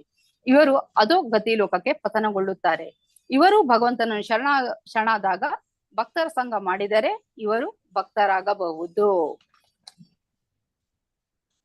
ಈಗ ನಾವು ಭಕ್ತರ ವರ್ಗ ಹಾಗೂ ಶ್ರೇಣಿಯನ್ನು ತಿಳಿದುಕೊಂಡಿದ್ದೇವೆ. ಈಗ ಭಕ್ತರು ಭಕ್ತಿಯನ್ನು ಮಾಡುವ ವಿಧಾನವನ್ನು ತಿಳಿದುಕೊಳ್ಳುವ. ಭಕ್ತರು ನವವಿಧಿಯಲ್ಲಿ ಭಕ್ತಿ ಮಾಡುತ್ತಾರೆ. ಈ ಭಕ್ತಿಯಲ್ಲಿ ಮಾಡಿದ ಈ ನವವಿಧ ಭಕ್ತಿಯನ್ನು ಏನೆಂದು ನೋಡುವ ಹಾಗೂ ಇದನ್ನು ಸಾಫಲ್ಯ ಪಡೆದ ಉದಾಹರಣೆಗಳನ್ನು ನೋಡುವ. ಭಕ್ತರ ಉದಾಹರಣೆಗಳನ್ನು ನೋಡುವ. ಶ್ರವಣಮಲ್ಲಿ ಪರಿಚಿತ ಮಹಾರಾಜರು ಶ್ರೀಮದ್ ಭಾಗವತವನ್ನು ಶ್ರವಣ ಮಾಡಿ ಸಿದ್ಧಿ ಪಡೆದರು. ಹಾಗೆ ಕೀರ್ತಮಲ್ಲಿ ಶುಕಮುನಿಯು ಶ್ರೀಮದ್ ಭಾಗವತ ವಾಚನದಿಂದ ಅಂತಿಮ ಗುರಿಯನ್ನು ಸಾಧಿಸಿದರು. ವಿಷ್ಣು ಸ್ಮರಣಂ ಭಕ್ತ ಪ್ರಹ್ಲಾದರು ಪವಿತ್ರ ನಾಮ ಸ್ಮರಣೆಯಿಂದ ಜಯಶೀಲರಾದರು. ಪಾದ ಸೇವನಂ ಲಕ್ಷ್ಮೀದೇವಿಯು ವಿಷ್ಣುನ ಪಾದ ಸೇವೆ ಮಾಡಿ ಸಫಲತೆಯನ್ನು ಸಾಧಿಸಿದರು. ಅರ್ಚನಂ ಪ್ರತು ಮಹಾರಾಜರು ದೇಗುಲದಲ್ಲಿ ಭಗವಂತನನ್ನು ಪೂಜಿಸಿ ಯಶೋವಂತರಾದರು. ವಂದನಂ ಅಕ್ರೂರರು ಪ್ರಾರ್ಥನೆಯಿಂದ ಧ್ಯೇಯ ಸಾಧಿಸಿದರು. ದಾಸ್ಯಂ ಹನುಮಂತನು ಶ್ರೀರಾಮರ ವೈಯಕ್ತಿಕ ಸೇವೆ ಮಾಡಿ ಸಾಫಲ್ಯಗೊಂಡರು. ಸಖ್ಯಂ ಅರ್ಜುನನು ಶ್ರೀಕೃಷ್ಣನ ಸಖನಾಗಿ ಸಫಲನಾದನು. ಆತ್ಮನಿವೇದನಂ ಬಲಿ ಮಹಾರಾಜರು ತನ್ನನ್ನು ಭಗವಂತನು ಅರ್ಪಿಸಿ ಸಿದ್ಧಿ ಪಡೆದರು. ಈ ಎಲ್ಲ ನವವಿಧ ಭಕ್ತಿ ಮಾಡಿ ಸಾಫಲ್ಯ ಪಡೆದ ಏಕೈಕ ಭಕ್ತ ಅಂದರೆ ಅಂಬರೀಷ ಮಹಾರಾಜ. ಈಗ ನಾವು ಅಭಕ್ತರ ಬಗ್ಗೆ ನೋಡಿದರೆ ಭಕ್ತರೇಕೆ ಅಭಕ್ತರಾಗುತ್ತಾರೆ ಎಂದು ನಾವು ನೋಡಿದರೆ ಈ ಅರಿಷಡ್ ವೈರಿಗಳು ಕಾರಣ. ಈ ಅರಿಷಡ್ ವೈರಿಗಳು ಯಾವುದೆಂದರೆ ಕಾಮ, ಕ್ರೋಧ, ಲೋಭ, ಮೋಹ, ಮದ, ಮತ್ಸರ. ಈ ಎಲ್ಲ ಅರಿಷಡ್ ವೈರಿಗಳನ್ನು ಬಿಟ್ಟು ಯಾವಾಗ ನವವಿಧ ಭಕ್ತಿಯನ್ನು ಯಾವ ಭಕ್ತನು ಮಾಡುತ್ತಾನೋ, ಯಾವ ಅಭಕ್ತನು ಭಕ್ತರ ಸಂಘ ಮಾಡುತ್ತಾನೋ ಆಗ ಅವನು ಭಕ್ತನಾಗಬಹುದು. ಈಗ ನವವಿಧ ಭಕ್ತಿಯ ಭಕ್ತರು ಹೇಗೆ ತಮ್ಮನ್ನು ಹಂತ ಹಂತವಾಗಿ ಭಕ್ತಿಯಲ್ಲಿ ಉನ್ನತೀಕರಿಸಿಕೊಳ್ಳುತ್ತಾರೆ ಎಂದು ನಾವು ಹಂತ ಹಂತವಾಗಿ ಹೋಗಬೇಕು. ಮುಖ್ಯವಾಗಿರುವುದು ಪ್ರೇಮ. ಆ ಪ್ರೇಮದವರೆಗೆ ಹೋಗಲು ಯಾವ ಸ್ತರಗಳು ಅನುಸರಿಸಬೇಕು ಎಂದು ನೋಡುವ. ಶ್ರದ್ಧೆಯಿಂದ ಪ್ರೇಮದವರೆಗೆ ನಾವು 9 ಹಂತಗಳನ್ನು ಕಾಣುತ್ತೇವೆ. ಶ್ರದ್ಧೆ ಅಂದರೆ ಆತ್ಮ ಸಾಕ್ಷಾತ್ಕಾರದ ನಂಬಿಕೆ. ಸಾಧು ಸಂಘ ಅಂದರೆ ಭಕ್ತರ ಸಂಘ. ಭಜನ ಕ್ರಿಯೆ ಅಂದ್ರೆ ಭಗವಂತನ ನಾಮ, ರೂಪ, ಗುಣನಿಲೆಗಳು, ಮಹಿಮೆಗಳನ್ನು ಹಾಡುವುದಾಗೂ ಹೊಗಳುವುದು. ಅನಂತ ನಿವೃತ್ತಿ ಅಂದ್ರೆ ಮೋಹದಿಂದ ಮುಕ್ತಿಗೊಳ್ಳುವುದು. ಯಾವಾಗ ಭಕ್ತ ಶ್ರದ್ಧೆ, ಸಾಧು ಸಂಘ, ಭಜನೆ ಕ್ರಿಯೆಯಲ್ಲಿ ಇರುತ್ತಾನೋ ಅವನಿಗೆ ಅನಂತ ನಿವೃತ್ತಿ ಆಗುತ್ತದೆ, ಮೋಹದಿಂದ ಮುಕ್ತಿ ಸಿಗುತ್ತದೆ. ಈ ಮೋಹದಿಂದ ಮುಕ್ತಿ ಆದಾಗ ನಮ್ಗೆ ನಿಷ್ಠೆ ಬರುತ್ತದೆ. ಭಗವಂತನ ಸೇವೆಯಲ್ಲಿ ಅಚಲವಾದ ದೃಢವಾದ ಸ್ಥಿರತ ಬಂದಾಗ ನಾವು ಭಕ್ತಿಯಲ್ಲಿ ರುಚಿಯನ್ನು ಪಡೆಯುತ್ತೇವೆ. ರುಚಿ ಬೆಳೆದು ಯಾವಾಗ ಗಾಢವಾದ ಅಭಿರುಚಿ ಬೆಳೆಯುತ್ತಾ ಆಗ ನಾವು ಆಸಕ್ತಿ ಬೆಳೆಯುತ್ತದೆ. ಆಸಕ್ತಿಯಿಂದ ಯಾವಾಗ ಆಳವಾದ ಬಾಂಧವ್ಯ ಬರುತ್ತಾ ಆವಾಗ ನಮ್ಗೆ ಭಾವ ಜಾಗೃತವಾಗುತ್ತದೆ. ಸ್ವಯಂ ಪ್ರೇರಿತ ಭಾವ ವಾರ್ಷಿತೆ ಬಾಂಧವ್ಯವನ್ನು ಮೃದುಗೊಳಿಸುವುದು. ಈ ಬಾಂಧವ್ಯ ಮೃದುವಾದಾಗ 9ನೇ ಹಂತ ಪ್ರೇಮ ಜಾಗೃತವಾಗುತ್ತದೆ. ಭಗವಂತನ ಬಗ್ಗೆ ಪ್ರೇಮ ಉಂಟಾಗುತ್ತದೆ. ಎಲ್ಲ ಭಕ್ತರ ದೇಹ ಭಗವಂತನ ಪ್ರೇಮವನ್ನು ಗಳಿಸುವುದಲ್ಲಿ ಇರಬೇಕು. ಈಗ ನಾವು ಅಭಕ್ತರನ್ನು ನೋಡಿದರೆ ಇಲ್ಲಿ ಭಗವದ್ಗೀತೆಯ 2ನೇ ಅಧ್ಯಾಯ 62ನೇ ಮತ್ತೆ 63ನೇ ಶ್ಲೋಕದಲ್ಲಿ ಕೊಟ್ಟಿದ್ದಾರೆ. ಅದನ್ನು ನಾವು ತಿಳಿಯುವ. ಧ್ಯಾಯತು ವಿಷಯಾನ್ ಪುಂಸಾ ಸಂಗಸ್ತೆ ಉಪಜಾಯತೆ ಸಂಗ ಸಂಜಾಯತೆ ಕಾಮ ಕಾಮಾತ್ ಕ್ರೋಧೋಪಿ ಜಾಯತೆ ಕ್ರೋಧಾತ್ ಭವತಿ ಸಮೂಹ ಸಮೂಹ ಸ್ಮೃತಿ ವಿಭ್ರಮಃ ಸ್ಮೃತಿ ಭ್ರಂಶಾತ್ ಬುದ್ಧಿನಾಶೋ ಬುದ್ಧಿನಾಶಾತ್ ಪ್ರಣಶ್ಯತಿ. ಇಲ್ಲಿ ಮೊದಲು ಇಂದ್ರಿಯ ವಸ್ತುಗಳ ಕುರಿತು ಚಿಂತಿಸುವ ಮನುಷ್ಯನಿಗೆ ಅವುಗಳಿಗೆ ಆಸಕ್ತಿ ಹುಟ್ಟುತ್ತದೆ. ನಂತರ ಆಸಕ್ತಿಯಿಂದ ಕಾಮದಿಂದ ಕ್ರೋಧ ಉದ್ಭವವಾಗುತ್ತದೆ. ಕ್ರೋಧದಿಂದ ಸಮೂಹ ಉಂಟಾಗುತ್ತದೆ. ಸಮೂಹದಿಂದ ಸ್ಮೃತಿ ಭ್ರಮೆಯಾಗುತ್ತದೆ. ಸ್ಮೃತಿ ಭ್ರಮೆಯಾದಾಗ ಬುದ್ಧಿ ನಾಶವಾಗುತ್ತದೆ. ಹೀಗೆ ಬುದ್ಧಿ ನಾಶವಾದ ಮನುಷ್ಯನು ಮತ್ತೆ ಮತ್ತೆ ಐಹಿಕ ಪ್ರಪಂಚದಲ್ಲಿ ಮುಳುಗುತ್ತಾನೆ. ಹೀಗೆ ಅಮ್ಮೆ ದೇಶೋಸ್ತಿ ನ ಪ್ರಿಯ ಯೇ ಭಜಂತೆ ತು ಮಾಂ ಭಕ್ತ್ಯ ಮೈ ತೇಷು ಚಾಪ್ಯಹಂ. ಭಗವಂತನಿಗೆ ಯಾವ ವಿಷಯದಲ್ಲಿ ಅಸೂಯೆ ಇಲ್ಲ. ಅವನು ಭಕ್ತರ ಹಾಗೂ ಅಭಕ್ತರ ನಡುವೆ ಪಕ್ಷಪಾತ ಮಾಡುವುದಿಲ್ಲ. ಆದರೆ ಭಕ್ತರು ಭಗವಂತನ ಸ್ನೇಹಿತರು. ಭಕ್ತಿಯಲ್ಲಿ ತತ್ಪರನಾದವನಲ್ಲಿ ಭಗವಂತ ಸ್ವಲ್ಪ ಹೆಚ್ಚು ಕಾಳಜಿಯನ್ನು ವಹಿಸುತ್ತಾನೆ. ಇದರಲ್ಲಿ ನಮ್ಗೆ ಶ್ರೀಲ ಪ್ರಭುಪಾದರು ಒಂದು ಸಾದೃಶ್ಯ ಕೊಟ್ಟಿದ್ದಾರೆ. ರತ್ನ ಹಾಗೂ ಬಂಗಾರದ ಉಂಗುರ. ರತ್ನ ಭಗವಂತ ಹಾಗೂ ಬಂಗಾರ ಜೀವಿ. ರತ್ನವನ್ನು ಬಂಗಾರದ ಉಂಗುರದಲ್ಲಿ ಇಟ್ಟಾಗ ಅದು ತುಂಬಾ ಸೊಗಸಾಗಿ ಕಾಣುತ್ತದೆ. ಚಿನ್ನಕ್ಕೂ ವೈಭವ ಬರುತ್ತದೆ. ಅದೇ ಸಮಯದಲ್ಲಿ ರತ್ನಕ್ಕೂ ವೈಭವ ಬರುತ್ತದೆ. ಪ್ರಭುವು ಜೀವಿಯು ಇಬ್ಬರೂ ಹೊಳೆಯುತ್ತಾರೆ. ಜೀವಿಗೆ ಪರಮ ಪ್ರಭುವಿನ ಸೇವೆಯಲ್ಲಿ ಒಲವು ಬಂದಾಗ ಚಿನ್ನದಂತೆ ಕಾಣುತ್ತಾನೆ. ಪ್ರಭುವು ವಜ್ರ. ಆದುದರಿಂದ ಈ ಜೊತೆಯು ತುಂಬಾ ಸೊಗಸಾದದ್ದು. ಈ ಭಗವಂತನ ಪ್ರತಿಗೆ ಇರುವ ಮುಖ್ಯ ಕಾರಣವೇ ಭಗವತ್ ಪ್ರಜ್ಞೆ.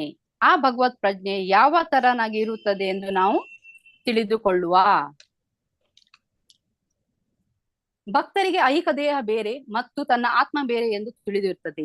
ನಿರಾಕಾರ ಬ್ರಹ್ಮನ್ ಮತ್ತು ಪರಮಾತ್ಮನ ಅರಿವುಂಟಾಗುತ್ತದೆ. ಭಗವಂತನ ಅವನ ನಿರಂತರ ಸೇವಕನಾಗಿರ್ತಾನೆ. ಹೀಗೆ ಅವನು ಪರಿಶುದ್ಧನಾಗಿರ್ತಾನೆ. ಭಗವಂತನ ಸೇವಕನಾಗಿರುವುದೇ ತನ್ನ ಸಹಜ ಸ್ವರೂಪ ಎಂದು ಅವನಿಗೆ ತಿಳಿದಿದೆ. ಅವನಿಗೆ ಆ ಜ್ಞಾನವೂ ಇರುತ್ತದೆ. ಆದರೆ ಅಭಕ್ತರಲ್ಲಿ ಸೂಕ್ತವಾದ ಪ್ರಜ್ಞೆ ಇದ್ದರೂ ಅವರು ಅದನ್ನು ಜಾಗೃತಗೊಳಿಸುವುದಿಲ್ಲ. ಆದ್ದರಿಂದ ಭ್ರಾಂತ ಸ್ಥಿತಿಯಲ್ಲೇ ಇರುತ್ತಾರೆ. ಹಾಗಾಗಿ ಮುಖ್ಯ ಎಲ್ಲ ಮಾರ್ಗಗಳು ಸೋತು ಹೋಗುತ್ತದೆ. ಈಗ ನಾವು ಭಕ್ತರ ಅಭಕ್ತರ ಭವಿಷ್ಯವನ್ನು ನೋಡುವ. ಭಕ್ತರು ನವವಿಧ ಭಕ್ತಿಯಲ್ಲಿ ತಮ್ಮ ಅಲೌಕಿಕ ಸೇವೆ ಮಾಡಿ ಭಗವಂತನ ಧಾಮಕ್ಕೆ ತೆರಳಬಹುದು. ಹಾಗೆ ಅಭಕ್ತರು ಆಸುರಿ ಜೀವನ ವರ್ಗಗಳಿಗೆ ಮತ್ತೆ ಮತ್ತೆ ಹುಟ್ಟುವರು. ಹೀಗೆ ಅವರು ಅಧಮಗತಿಗೆ ಇಳಿಯುತ್ತಾರೆ.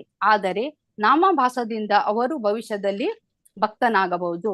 ಈಗ ನಾವು ಸಾದೃಶ್ಯವನ್ನು ನೋಡುವ. ಶ್ರೀಲ ಪ್ರಭುಪಾದರು ಬರೆದ ಪತ್ರ.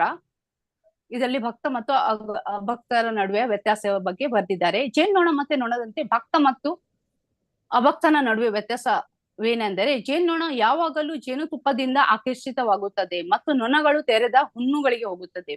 ಆದ್ದರಿಂದ ಭಕ್ತನು ಇದರಲ್ಲಿ ಇತರ ಜನರಲ್ಲಿರುವ ಒಳ್ಳೆ ಗುಣಗಳಿಂದ ಮಾತ್ರ ಆಕರ್ಷಿತನಾಗುತ್ತಾನೆ ಮತ್ತು ಅವರ ದೋಷಗಳನ್ನು ನೋಡುವುದಿಲ್ಲ.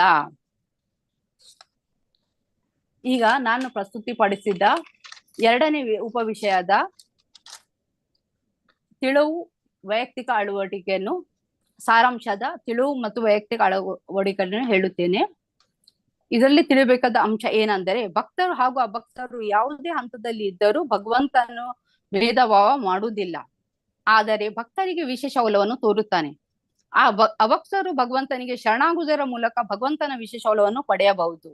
ವೈಯಕ್ತಿಕ ಅಳವಡಿಕೆ: ಭಕ್ತನು ತಮ್ಮ ಪೂರ್ಣ ಸಮಯವನ್ನು ಅಂದರೆ 24 ಗಂಟೆಗಳನ್ನು ಭಗವಂತನ ಪುಣ್ಯನಾಮ, ಅವನ ದಿವ್ಯ ರೂಪ, ಗುಣ ಹಾಗೂ ನಿತ್ಯ ಲೀಲೆಗಳ ಸ್ಮರಣೆ ಮತ್ತು ಕೀರ್ತನೆಯಲ್ಲಿ ಕಳೆಯಬೇಕು. ತನ್ನನ್ನು ಕಾಯ ವಾಚ ಮನಸ್ಸದಿಂದ ತೊಡಗಿಸಬೇಕು. ಪರಿಶುದ್ಧ ಭಕ್ತರ ಮಾರ್ಗದರ್ಶನದಲ್ಲಿ ಕೃಷ್ಣನ ಸೇವೆ ಮಾಡಬೇಕು. ಭಗವಂತನ ಪ್ರೀತಿಗೆ ಪಾತ್ರರಾದ ಭಕ್ತರ ಹಾದಿಯಲ್ಲಿ ನಡೆಯಬೇಕು. ನನ್ನ ಪ್ರಸ್ತುತಿಯ ಉಪವಿಷಯಕ್ಕೆ ನಾನು ಅಲ್ಪ ವಿರಾಮವನ್ನು ನೀಡುತ್ತೇನೆ. ಈಗ ಮೂರನೆಯ ಉಪವಿಷಯನ್ನು ಉಷಾ ಮಾತಾಜಿಯವರು ಪ್ರಸ್ತುತಪಡಿಸುತ್ತಾರೆ. ಈ ಅವಕಾಶ ಕಲ್ಪಿಸಿದ ಇಸ್ಕಾನ್ ಶ್ರೀ ಶ್ರೀ ರಾಧಾ ಗೋವಿಂದ ಮಂದಿರ ತಂಡಕ್ಕೆ ನನ್ನ ಪೂರ್ವಕವಾದ ಧನ್ಯವಾದಗಳು. Hare Krishna. Over to you Usha Mataji.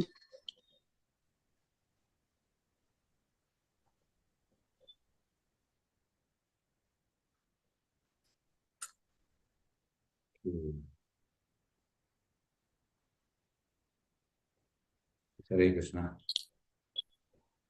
Hare Krishna. S,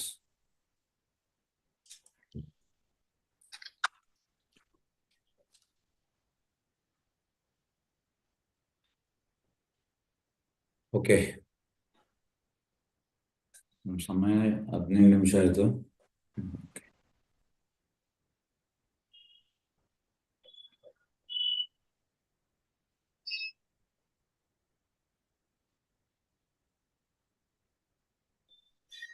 confidence ಅಲ್ಲಿ ಪ್ರೆಸೆಂಟೇಶನ್ ಮಾಡಿದ್ದೀರಿ. ಎಸ್, ಧನ್ಯವಾದಗಳು ಪ್ರಭುಜಿ. S, okay. ಈಗ ಒಂದು ಮಿಸ್ಟೇಕ್ ಆಗಿದೆ. ಎಂತಂದ್ರೆ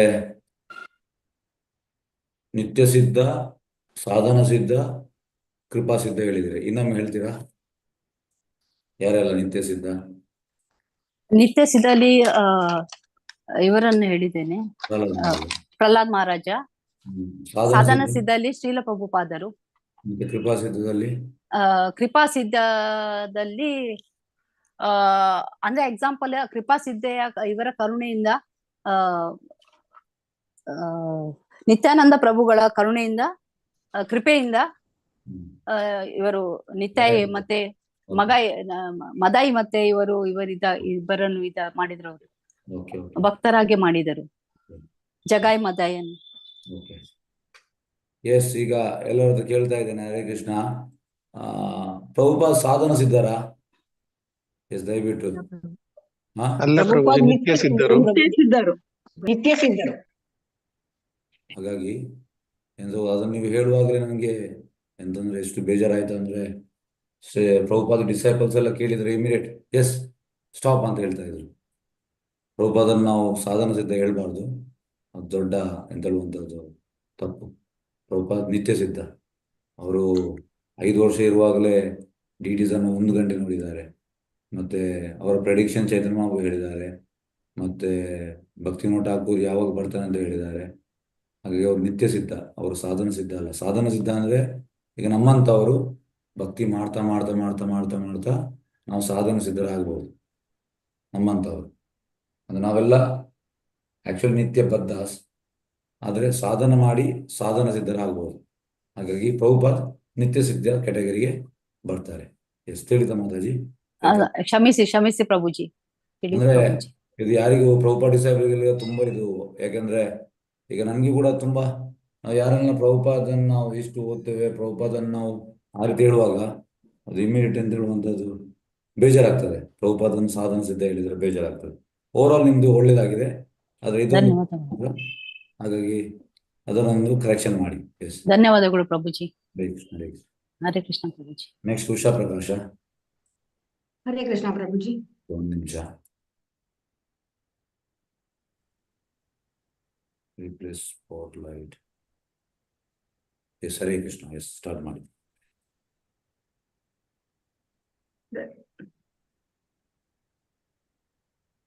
ಆಯ್ತಾ? ಸ್ಟಾರ್ಟ್ ಮಾಡ್ಬೋದು. ಧನ್ಯವಾದಗಳು ರೇಖಾ ಭಂಗೇರ ಮಾತಾಜಿ. ನನ್ನ ಹೆಸರು ಉಷಾ ಪ್ರಕಾಶ್. ನನ್ನ ಈ ಪ್ರಸ್ತುತಿಯ ಉಪವಿಷಯ 3 ಭಕ್ತರು ಮತ್ತು ಅಭಕ್ತರು ಎದುರಿಸುವ ಸವಾಲುಗಳು ಮತ್ತು ಅವಕಾಶಗಳು. ಈ ಪ್ರಸ್ತುತಿಯನ್ನ ಮಂಗಳಾಚರಣೆಯೊಂದಿಗೆ ಪ್ರಾರಂಭ ಮಾಡೋಣ. ಮಂಗಳಾಚರಣೆ. ಶ್ರೀ ಶ್ರೀ ರಾಧಾ ಗೋವಿಂದ ಕಿ ಜೈ, ಶ್ರೀ ಶ್ರೀ ಗೌರನಿತಾಯ್ ಕಿ ಜೈ, ಶ್ರೀಲ ಪ್ರಭುಪಾದ ಕಿ ಜೈ, ಅನಂತ ಕೋಟಿ ವೈಷ್ಣವ ವೃಂದ ಕಿ ಜೈ.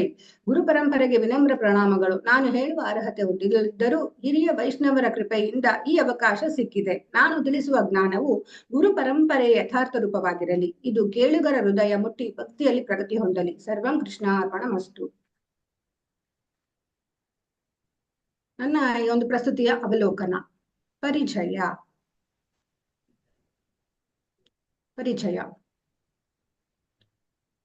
ನನ್ನ ಈ ಒಂದು ಪ್ರಸ್ತುತಿ ಪರಿಚಯ. ಭಕ್ತರ ಸ್ವಭಾವಗಳು, ಭಕ್ತಿಯಲ್ಲಿ ಸತ್ವದ ಬಲವರ್ಧನೆಗೆ ಮತ್ತು ಮುಕ್ತಿಗೆ ಕಾರಣಗಳನ್ನ ತಿಳಿದುಕೊಳ್ಳೋಣ. ಮತ್ತು ಅಭಕ್ತರ ಸ್ವಭಾವಗಳು, ಅಜ್ಞಾನದ ಬಲವರ್ಧನೆ ಮತ್ತು ಐಕ ಬಂಧನಕ್ಕೆ ಕಾರಣಗಳು, ಅದನ್ನ ತಿಳಿದುಕೊಳ್ಳೋಣ. ಬಲವರ್ಧನೆ ಅಂದ್ರೆ ಭಕ್ತರು ತಮ್ಮ ಒಂದು ಭಕ್ತಿಯಿಂದ ಅವರ ಹೇಗೆ ಬಲವರ್ಧನೆ ಆಗುತ್ತೆ ಅನ್ನೋದನ್ನ ನಾವು ಇಲ್ಲಿ ನೋಡೋಣ. ದೈವೀ ಪ್ರಕೃತಿ ಆಶ್ರಿತಾಹ ಅಂದ್ರೆ ಭಕ್ತರಾದವರು ಒಂದು ದೈವಿ ಪ್ರಕೃತಿಯ ಒಂದು ರಕ್ಷಣೆಯಲ್ಲಿ ಇರ್ತಾರೆ. ಅದನ್ನ ಹೇಗೆ ಸಾಧಿಸೋದು? ಯಾವಾಗ ನಾವು ದೇವೋತ್ತಮ ಪರಮಪುರುಷನಿಗೆ ಶರಣಾಗ್ತೀವೋ ಆಗ ಕೂಡಲೇ ನಾವು ಐಕ ಒಂದು ಪ್ರಕೃತಿಯ ಒಂದು ನಿಯಂತ್ರಣದಿಂದ ಬಿಡುಗಡೆಯನ್ನ ಹೊಂದುತ್ತೀವಿ. ಇದೇ ಅರ್ಹತೆ. ನಾವು ಯಾವಾಗ ಭಗವಂತನಿಗೆ ಶರಣಾಗಿ ಮತ್ತು ಐಕ ಪ್ರಕೃತಿಯ ನಿಯಂತ್ರಣದಿಂದ ಬಿಡುಗಡೆಯನ್ನ ಪಡಿತೀವೋ ಅದು ಒಂದು ಪ್ರಾಥಮಿಕ ಸೂತ್ರ. ಜೀವಿ ತಟಸ್ಥ ಶಕ್ತಿ ಆದ್ರಿಂದ ಅವನು ಐಕ ಒಂದು ಪ್ರಕೃತಿಯ ಒಂದು ನಿಯಂತ್ರಣದಿಂದ ಬಿಡುಗಡೆ ಪಡಿತಾ ಇದ್ದಂಗೆ ಅವನನ್ನ ಒಂದು ಆಧ್ಯಾತ್ಮಿಕ ಒಂದು ಮಾರ್ಗದರ್ಶನಕ್ಕೆ ಒಳಪಡಿಸಲಾಗುತ್ತೆ. ಈ ಒಂದು ಆಧ್ಯಾತ್ಮಿಕ ಮಾರ್ಗದರ್ಶನಕ್ಕೆ ಒಳಪಡಿಸೋದನ್ನೇ ಇಲ್ಲಿ ದೈವೀ ಪ್ರಕೃತಿ ಅಂತ ಕರೀತಾರೆ. ಇಲ್ಲಿ ಭಕ್ತನಾದವನಿಗೆ ಭಗವಂತನ 2 ಕೈಗಳ ಕೃಷ್ಣನ ರೂಪದಲ್ಲಿ ಮಾತ್ರ ಅವನಿಗೆ ಆಕರ್ಷಣೆ ಇರುತ್ತೆ. ಅವನು ಕೃಷ್ಣ ಪ್ರಜ್ಞೆಯಲ್ಲಿ ಭಗವಂತನ ಅವಿಚಲಿತ ಭಕ್ತಿ ಸೇವೆಯಲ್ಲಿ ಅವನು ನಿರತನಾಗಿರ್ತಾನೆ. ಅಭಕ್ತರು ಇವ್ರಿಗೆ ಒಂದು ಇವರಲ್ಲಿ ಒಂದು ದೈಹಿಕ ಶಕ್ತಿಯನ್ನ ಇವರು ಬಲವಾಗಿ ನಂಬಿರ್ತಾರೆ. ಮತ್ತು ಇವರಲ್ಲಿ ಒಂದು ಆಧ್ಯಾತ್ಮಿಕ ತತ್ವಗಳನ್ನ ಅನುಸರಿಸೋದಿಲ್ಲ. ಮತ್ತು ಇವರು ಮನಸ್ಸೋ ಇಚ್ಛೆ ಅಂದ್ರೆ ಅವ್ರ ಮನಸ್ಸಿಗೆ ಬಂದಂತೆ ಅವರು ವರ್ತಿಸ್ತಾರೆ. ಮತ್ತು ಇವರು ಧಾರ್ಮಿಕ ಮತ್ತು ಆಧ್ಯಾತ್ಮಿಕ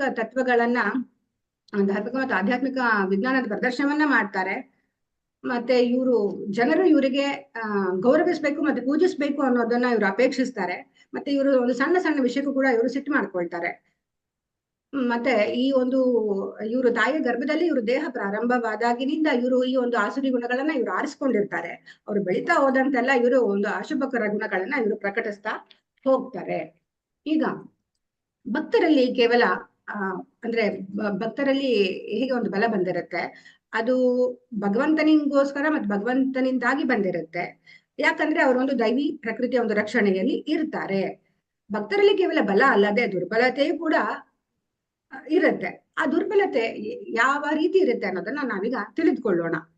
ಭಕ್ತರಲ್ಲಿ ದುರ್ಬಲತೆ ಅನ್ನೋದು ಒಂದು ತ್ರಿಗುಣಗಳ ಪ್ರಭಾವದಲ್ಲಿ ನಾವು ನೋಡ್ಬೋದು. ಆ ತ್ರಿಗುಣಗಳು ಯಾವುವು? ಆ ತ್ರಿಗುಣಗಳು ಸತ್ವ, ರಜಸ್ಸು ಮತ್ತು ತಮಸ್ಸು. ಸೊ ಭಕ್ತ ದೈವಿ ಪ್ರಕೃತಿಯ ಆಶ್ರಯದಲ್ಲಿ ಇರುವುದರಿಂದ ಕೇವಲ ಅವನಿಗೆ ದೈವಿ ಗುಣಗಳಲ್ಲದೆ ಅವನು ಪ್ರಕೃತಿಯ ಗುಣಗಳು ಕೂಡ ಅವನ ಗುಣಗಳಿಂದ ಅವನು ಮಿಶ್ರಿತನಾಗಿರ್ತಾನೆ. ಈ ಒಂದು ಗುಣಗಳ ಪ್ರಭಾವ ಹೇಗಿರುತ್ತೆ ಅಂತ ಅಂದ್ರೆ, ಒಮ್ಮೊಮ್ಮೆ ಸತ್ವ ಗುಣ ಪ್ರಬಲವಾದಾಗ ರಜೋ ಮತ್ತು ತಮವನ್ನ ಸೋಲ್ಸುತ್ತೆ.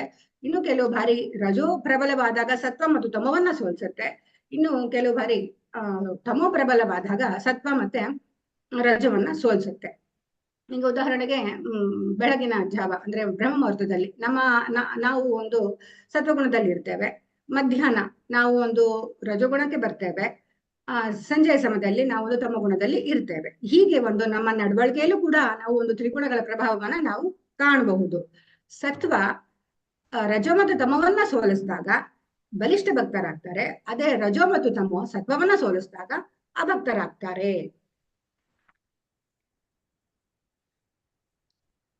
ಅವಕ್ತರಲ್ಲಿ ಕರ್ತಾಹ ಮಿತಿ ಮನ್ಯತೆ, ಅಂದ್ರೆ ಇಲ್ಲಿ ಅಹಂಕಾರದಿಂದ ಮೂಢನಾದವನು ತಾನೇ ಎಲ್ಲವನ್ನೂ ಮಾಡುವವನು ಅಂತ ದೃಢವಾಗಿ ನಂಬಿರ್ತಾನೆ ಮತ್ತು ತಾನೇ ಎಲ್ಲ ಮಾಡುವವನು ಅಂತ ಹೇಳ್ಕೊಳ್ತಾನೆ. ಇದು ಒಂದು ಅಜ್ಞಾನದ ಒಂದು ಲಕ್ಷಣ. ಮತ್ತೆ ಅವನಿಗೆ ಈ ಒಂದು ದೇಹನ ಯಂತ್ರ ಐಕ ಪ್ರಕೃತಿ ಸೃಷ್ಟಿ ಮಾಡಿದೆ. ಈ ಐಕ ಪ್ರಕೃತಿ ಭಗವಂತನ ಒಂದು ಮೇಲ್ವಿಚಾರಣೆಯಲ್ಲಿ ಕೆಲಸ ಮಾಡುತ್ತೆ ಅನ್ನೋದು ಅವನಿಗೆ ತಿಳಿದಿರೋದಿಲ್ಲ.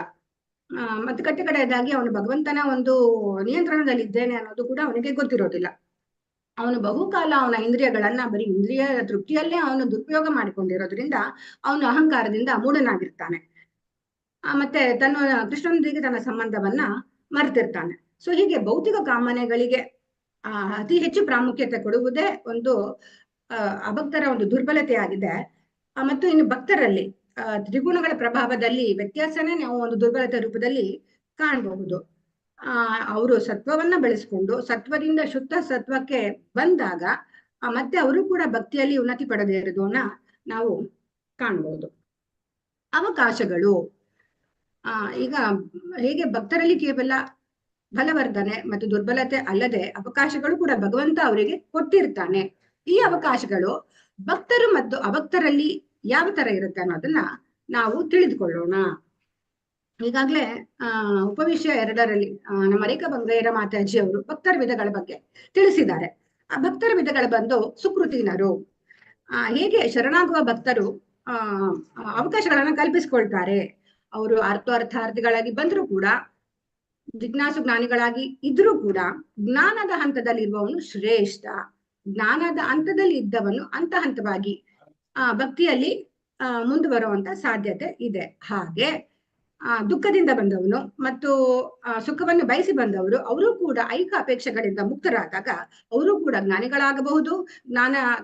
ಜ್ಞಾನಿಗಳಿಂದ ಅವರು ಕೂಡ ಉನ್ನತ ಭಕ್ತರಾಗಬಹುದು. ಹೀಗೆ ಭಗವಂತ ಎಲ್ಲರಿಗೂ ಕೂಡ ಅವಕಾಶಗಳನ್ನ ಕೊಟ್ಟಿರ್ತಾನೆ. ಜ್ಞಾನಿಗಳಾಗಿ ನಾವು ಉದಾಹರಣೆಯನ್ನು ಕೊಡೋದಾದ್ರೆ, ಜ್ಞಾನಿಗಳಾಗಿ ಸನಕಾದಿಗಳು ಜ್ಞಾನಿಗಳಾಗಿ ಸನಕಾದಿಗಳು ಬಂದ್ರು ಕೂಡ ಅವರು ನಿರಾಕಾರವಾದಿಗಳಿಂದ ಅವರು ಸಾಕಾರವಾದಿಗಳು ಆದ್ರು. ಇನ್ನು ಅಭಕ್ತರಲ್ಲಿ ಸಮೋಹಂ ಸರ್ವಭೂತೇಶು, ಇಲ್ಲಿ ಪ್ರಭುವು ಭಕ್ತರ ವಿಷಯದಲ್ಲಿ ಪಕ್ಷಪಾತಿ ಅಂತ ಇಲ್ಲಿ ಹೇಳಿದೆ. ಆದ್ರೆ ಇದು ಭಕ್ತರ ವಿಷಯದಲ್ಲಿ ಭಗವಂತ ತೋರಿಸೋ ಒಂದು ವಿಶೇಷ ಕೃಪೆ. ಹೇಗೆ ಒಂದು ಈ ಐಕ ಒಂದು ಪ್ರಪಂಚದಲ್ಲಿ ಒಬ್ಬ ವ್ಯಕ್ತಿ ಅವನು ಎಷ್ಟೇ ಉದಾರಿಯಾಗಿರ್ಬೋದು, ಆದ್ರೆ ಅವನಿಗೆ ಒಂದು ತನ್ನ ಮಕ್ಕಳಲ್ಲಿ ಒಂದು ವಿಶೇಷ ಆಸಕ್ತಿ ಇರುತ್ತೆ.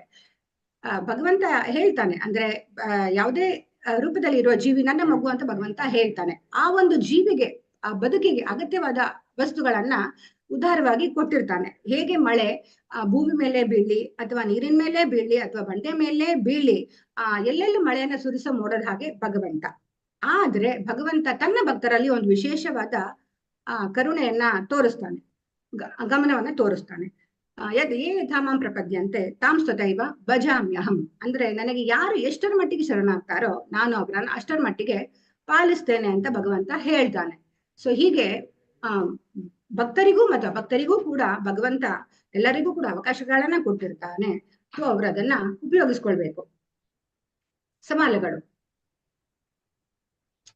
ಸವಾಲುಗಳು ಯಾರು ಎಷ್ಟೇ ದೊಡ್ಡ ಭಕ್ತರಾಗಿದ್ರೂ ಕೂಡ ಕೆಲವೊಂದು ಸವಾಲುಗಳನ್ನ ಎದುರಿಸ್ಬೇಕಾಗಿ ಬರ್ಬಹುದು. ಉದಾಹರಣೆಗೆ ಭರತ ಮಹಾರಾಜ ಅವರು ಭಾವದ ಹಂತಕ್ಕೆ ಹೋಗಿದ್ದು ಒಂದು ಭಾವದ ಹಂತದವರೆಗೆ ಹೋಗಿ ಒಂದು ಜಿಂಕೆಯ ಮೋಹಕ್ಕೆ ಮೋಹಿತರಾದ್ರು. ಅದಕ್ಕೆ ಕಾರಣನೇ ಮಾಯೆಯ ಬಲೆ. ಆದ್ರಿಂದ ಅವರು ಪ್ರೇಮ ಹಂತವನ್ನ ತಲುಪೋದಕ್ಕೆ ಸಾಧ್ಯ ಆಗ್ಲಿಲ್ಲ.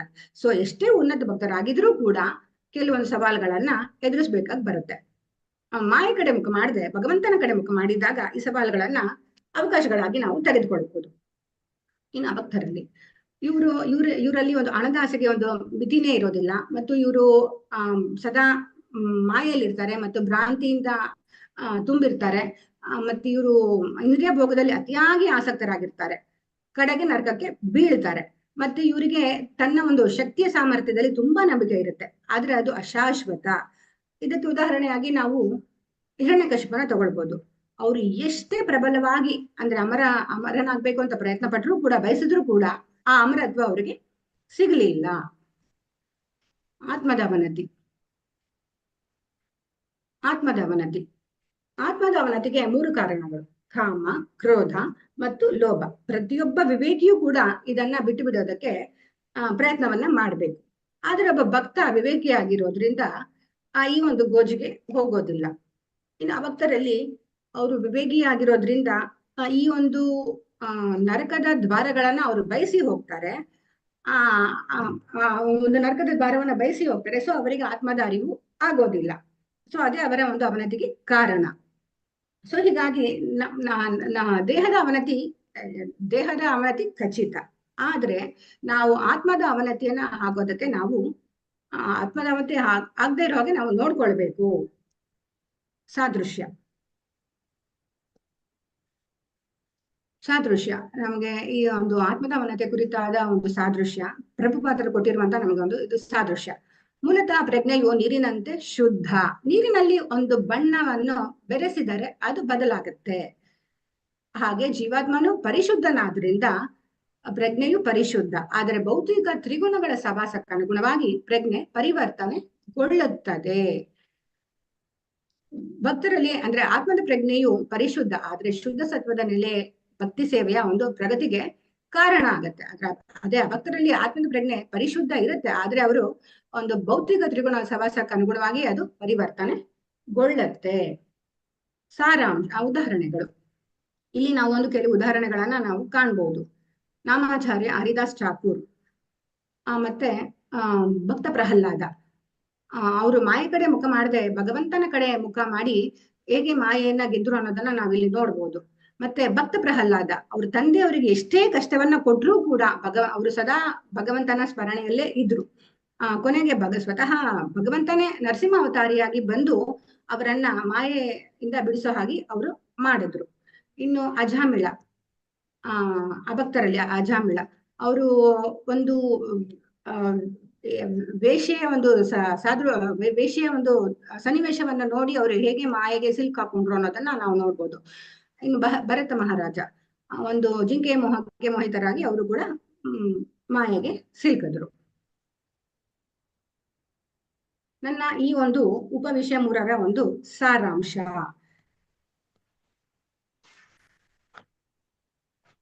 ಆಸುರಿ ಗುಣಗಳನ್ನು ಹೊಂದಿದ್ದು ಆ ಧರ್ಮಗ್ರಂಥಗಳ ನಿಯಮಗಳನ್ನು ಪಾಲಿಸದೆ ಮನಸ್ಸು ಇಚ್ಛೆ ಬದುಕುವವರು ಇನ್ನಷ್ಟು ಕೀಳು ಜನ್ಮವನ್ನು ಮತ್ತು ಇನ್ನಷ್ಟು ಐಕ ಬಂಧನವನ್ನು ಅವ್ರು ಪಡೀತಾರೆ. ಆದ್ರೆ ದೈವಿ ಗುಣಗಳನ್ನು ಹೊಂದಿದ್ದು ನಿಯಮಕ್ಕನುಗುಣವಾದ ಬದುಕನ್ನು ನಡೆಸುತ್ತಾ ಧರ್ಮ ಗ್ರಂಥಗಳಿಗೆ ವಿಧೇಯರಾಗಿರುವವರು ಆಧ್ಯಾತ್ಮಿಕ ಪರಿಪೂರ್ಣತೆಯನ್ನ ಪಡೀತಾರೆ. ನಿಯಮ ನಿಬಂಧನೆಗಳನ್ನ ಅನುಸರಿಸದೆ ಇರುವವನು ತನ್ನನ್ನು ಪರಿಶುದ್ಧಿಗೊಳಿಸಿಕೊಳ್ಳಲಾರ. ಅವನು ಸುಖದ ನಿಜವಾದ ಹಂತವನ್ನು ಕೂಡ ತಲುಪಲಾರ. ಆದರೆ ಉನ್ನತಿಯ ಮಾರ್ಗಕ್ಕೆ ಮತ್ತು ಮೇಲಿನ ಹಂತಕ್ಕೆ ಕರೆದುಕೊಂಡು ಹೋಗಬಲ್ಲ ಒಬ್ಬ ಸದ್ಗುರುವಿನ ಮಾರ್ಗದರ್ಶನ ಒಬ್ಬ ವ್ಯಕ್ತಿಗೆ ಸಿಕ್ಕಿದೆ ಆದ್ರೆ ಅವನ ಒಂದು ಬದುಕು ಯಶಸ್ವಿಯಾಗತ್ತೆ.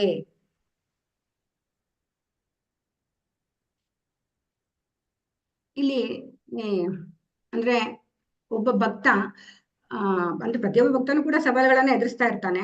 ಯಾವಾಗ ಒಬ್ಬ ಭಕ್ತ ತಾನೊಬ್ಬನೇ ಭಕ್ತಿಯನ್ನ ಕೂತು ಮಾಡ್ತಾನೆ ಅಂತ ಹೇಳಿದಾಗ ಮಾಯೆಯಲ್ಲಿ ಅವನು ಸಿಕ್ಕಾಕೊಳ್ತಾನೆ. ಆದ್ರೆ ಅದೇ ಒಬ್ಬ ಭಕ್ತರ ಸಂಘದಲ್ಲಿ ಇದ್ದಾಗ ಆಗ ಅವನು ಆ ಮಾಯೆನೇ ಕೂಡ ಒಡೆದು ಓಡಿಸುವ ಶಕ್ತಿ ಅವನಲ್ಲಿ ಪ್ರಬಲವಾಗಿ ಇರುತ್ತೆ. ಇಲ್ಲಿಗೆ ನಾವು ನಮ್ಮ ಒಂದು ಉಪವಿಷಯ 3ಕ್ಕೆ ವಿರಾಮವನ್ನ ಕೊಡೋಣ. ಅವಕಾಶ ಕಲ್ಪಿಸಿದ ಇಸ್ಕಾನ್ ಶ್ರೀ ರಾಧಾ ಗೋವಿಂದ ಮಂದಿರದ ತಂಡಕ್ಕೆ ಧನ್ಯವಾದಗಳು. ಉಪವಿಷಯ 4 ಶ್ರೀ ಸಾಯಿಲಕ್ಷ್ಮಿ ಮಾತಾಜಿಯವರು ಮುಂದುವರಿಸುತ್ತಾರೆ. Over to you Sailakshmi Mataji. Hare Krishna. ಧನ್ಯವಾದಗಳು. Hare Krishna.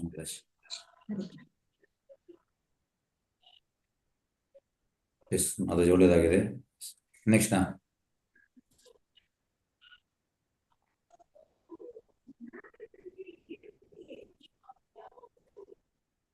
S Hare Krishna. Jaya Lakshmi Shanta.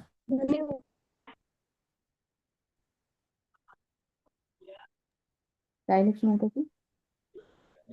Hare Krishna.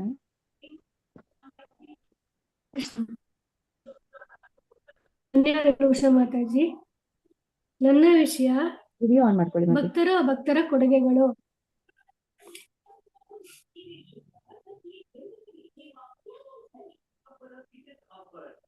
On ಆಗಿದೆ. ಧನ್ಯವಾದಗಳು ಉಷಾ ಮಾತಾಜಿ. ನನ್ನ ವಿಷಯ ಭಕ್ತರು ಅಭಕ್ತರ ಕೊಡುಗೆಗಳು. ಈ ವಿಷಯದ ಪ್ರಸ್ತುತಿಗೆ ಈ ಪ್ರಸ್ತುತಿಯನ್ನು ಮಂಗಳಾಚರಣೆಯೊಂದಿಗೆ ಪ್ರಾರಂಭ ಮಾಡೋಣ. ಶ್ರೀ ಶ್ರೀ ರಾಧಾ ಗೋವಿಂದ್ ಕಿ ಜೈ, ಶ್ರೀ ಶ್ರೀ ಗೌರವ್ ಕಿ ಜೈ, ಶೀಲ ಪ್ರಭುಪಾದ ಕಿ ಜೈ.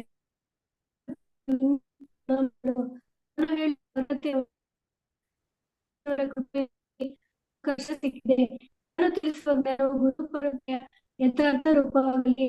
ಇದು ಕೇಳುಗರ ಉದಯಮೂರ್ತಿ ಭಕ್ತಿಯಲ್ಲಿ ಪ್ರಗತಿ ಹೊಂದಲಿ. ಸರ್ವ ಕೃಷ್ಣ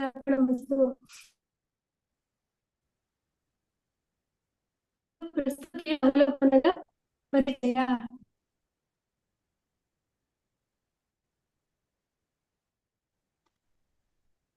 ಇದು ನನ್ನ ಪ್ರಸ್ತುತ ಪರಿಚಯ.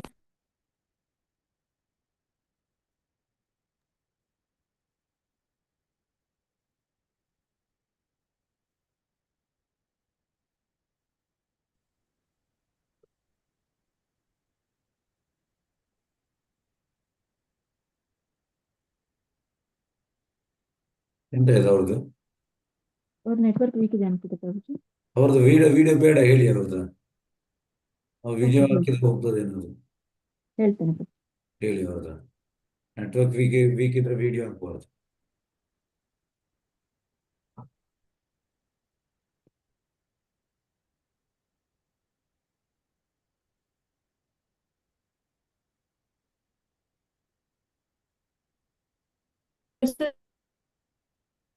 ಹರೇ ಕೃಷ್ಣ. ಹರೇ ಕೃಷ್ಣ. ಸಾಯಿಲಕ್ಷ್ಮಿ ಮಾತಾಜಿ. ಹರೇ ಕೃಷ್ಣ. ಸಾಯಿಲಕ್ಷ್ಮಿ ಮಾತಾಜಿ ಆಫ್ ಮಾಡ್ಕೊಳ್ಳಿ. ವಿಡಿಯೋ ಆಫ್ ಮಾಡ್ಕೊಳ್ಳಿ. ಕೇಳಿಸ್ತಾ ಇದೆಯಾ?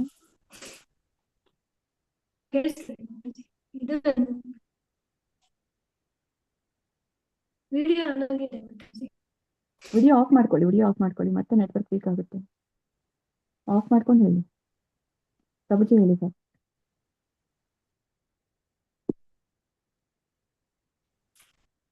ಸ್ಟಾರ್ಟ್ ಮಾಡಿ ಮತ್ತೆ.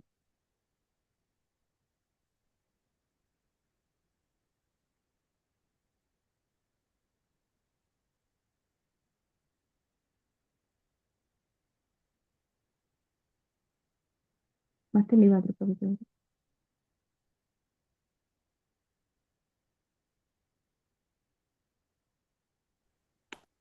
ಇದು ನನ್ನ ಪ್ರಸ್ತುತಿಯ ಪರಿಚಯ.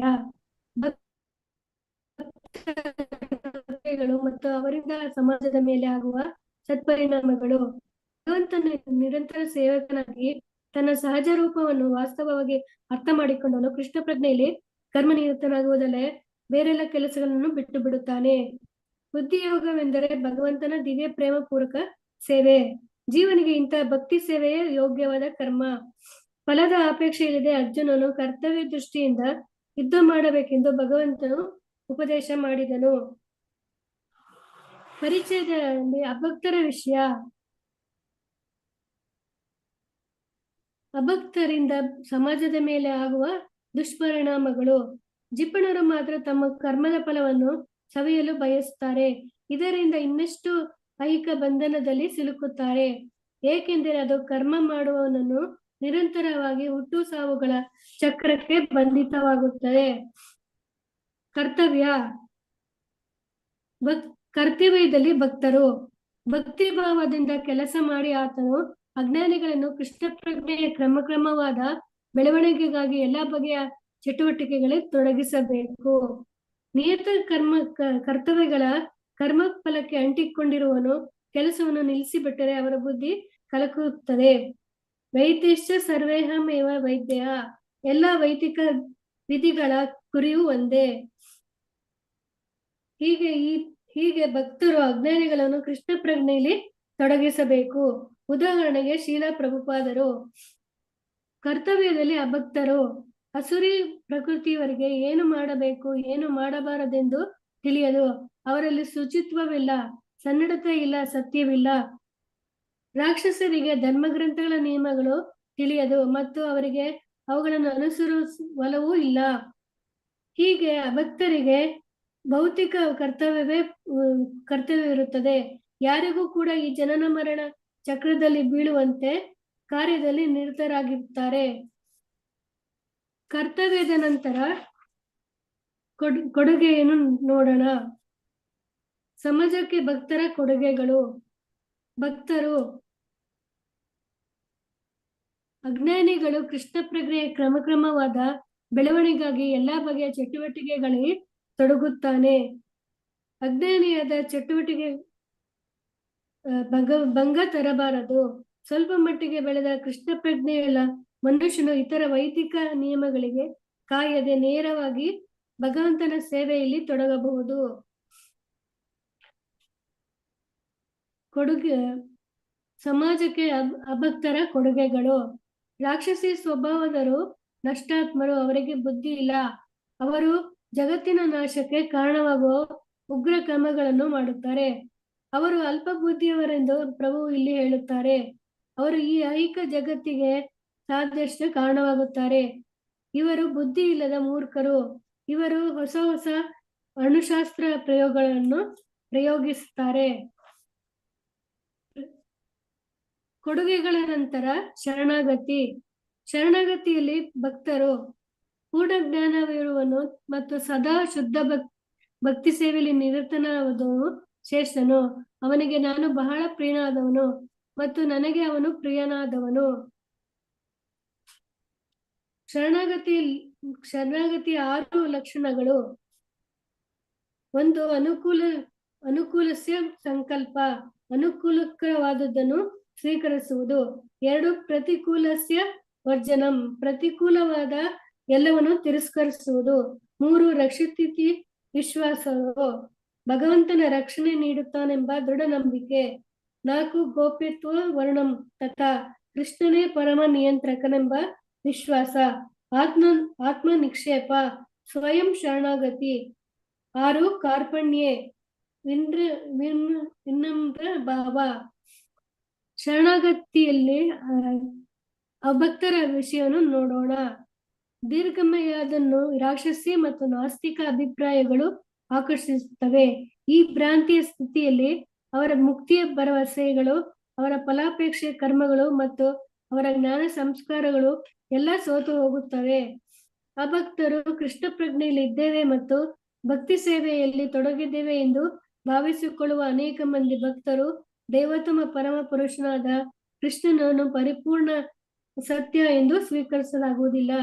ಭಗವದ್ಗೀತೆಯ 7ನೇ ಅಧ್ಯಾಯದಲ್ಲಿ ವರ್ಣಿಸಿರುವಂತೆ ಈ ರಾಕ್ಷಸಿ ದುಷ್ಕರ್ಮಿಗಳು ಎಂದಿಗೂ ಕೃಷ್ಣನಿಗೆ ಶರಣಾಗತರಾಗುವುದಿಲ್ಲ. ಶರಣಾಗತಿಯ ನಂತರ ಪ್ರಯೋಜನ. ಭಕ್ತರು ಭ್ರಾಂತಿಗೆ ಸಿಲುಕಿದ ಮಹಾತ್ಮರು ದೈವಿ ಪ್ರಕೃತಿಯ ರಕ್ಷಣೆಯಲ್ಲಿ ಇರುತ್ತಾರೆ. ದೈವೀಂ ಪ್ರಕೃತಿಮಾಶ್ರಿತಃ. ಭಗವಂತನು ಮೂಲನು ಅವ್ಯವನು ಎಂದು ಗೊತ್ತು. ಆದ್ದರಿಂದ ಅವರು ಭಕ್ತಿ ಸೇವೆಯಲ್ಲಿ ಸಂಪೂರ್ಣವಾಗಿ ನಿರತರಾಗಿರುತ್ತಾರೆ. ಮಹಾತ್ಮನ ಮೊದಲನೇ ಲಕ್ಷಣವೆಂದರೆ ಆತನು ಆಗಲೇ ದೈವಿ ಪ್ರಕೃತಿಯಲ್ಲಿದ್ದಾನೆ.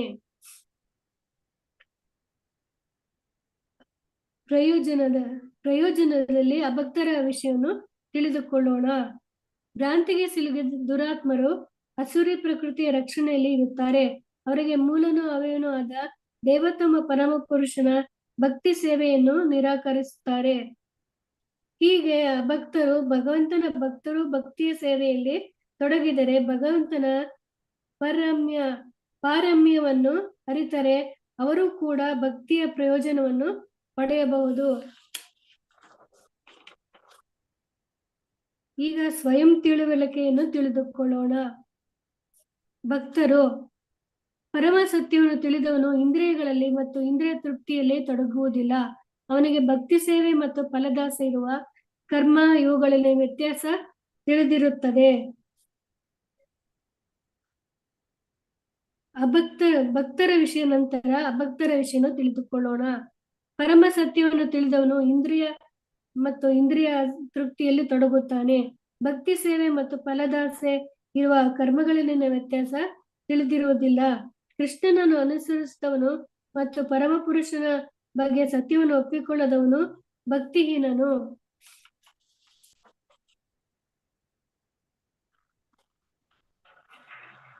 ಈಗ ಪ್ರಾಯೋಗಿಕ ಅಳವಡಿಕೆಯನ್ನು ತಿಳಿದುಕೊಳ್ಳೋಣ. ಭಕ್ತರು ಭಗವಂತನ ಭಕ್ತರು ಎಲ್ಲಾ ಬಗೆಯ ಪಾಪಗಳಿಂದಲೂ ಬಿಡುಗಡೆ ಹೊಂದುತ್ತಾರೆ, ಏಕೆಂದರೆ ಅವರು ಯಜ್ಞದ ಶೇಷವನ್ನು ಊಟ ಮಾಡುತ್ತಾರೆ. ಭಗವಂತನ ಭಕ್ತಿಗೆ ಎಂದರೆ ಕೃಷ್ಣ ಪ್ರಜ್ಞೆ ಇರುವವರೆಗೆ ಸಂತರು ಎಂದು ಹೆಸರು.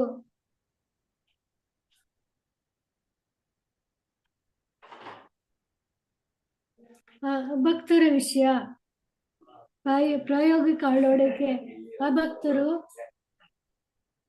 ವೈಯಕ್ತಿಕ ಸಂತೋಷಕ್ಕೋಸ್ಕರ ಪಾಕ ಮಾಡಿಕೊಳ್ಳುವರು ಖಂಡಿತವಾಗೂ ಪಾಪವನ್ನೇ ಊಟ ಮಾಡುತ್ತಾರೆ.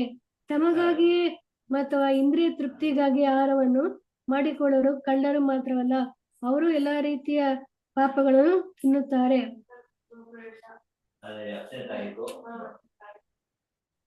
ನಮ್ಮ ಜೀವನದಲ್ಲಿ ABCD ಅನ್ನು ತಿಳಿದುಕೊಳ್ಳೋಣ.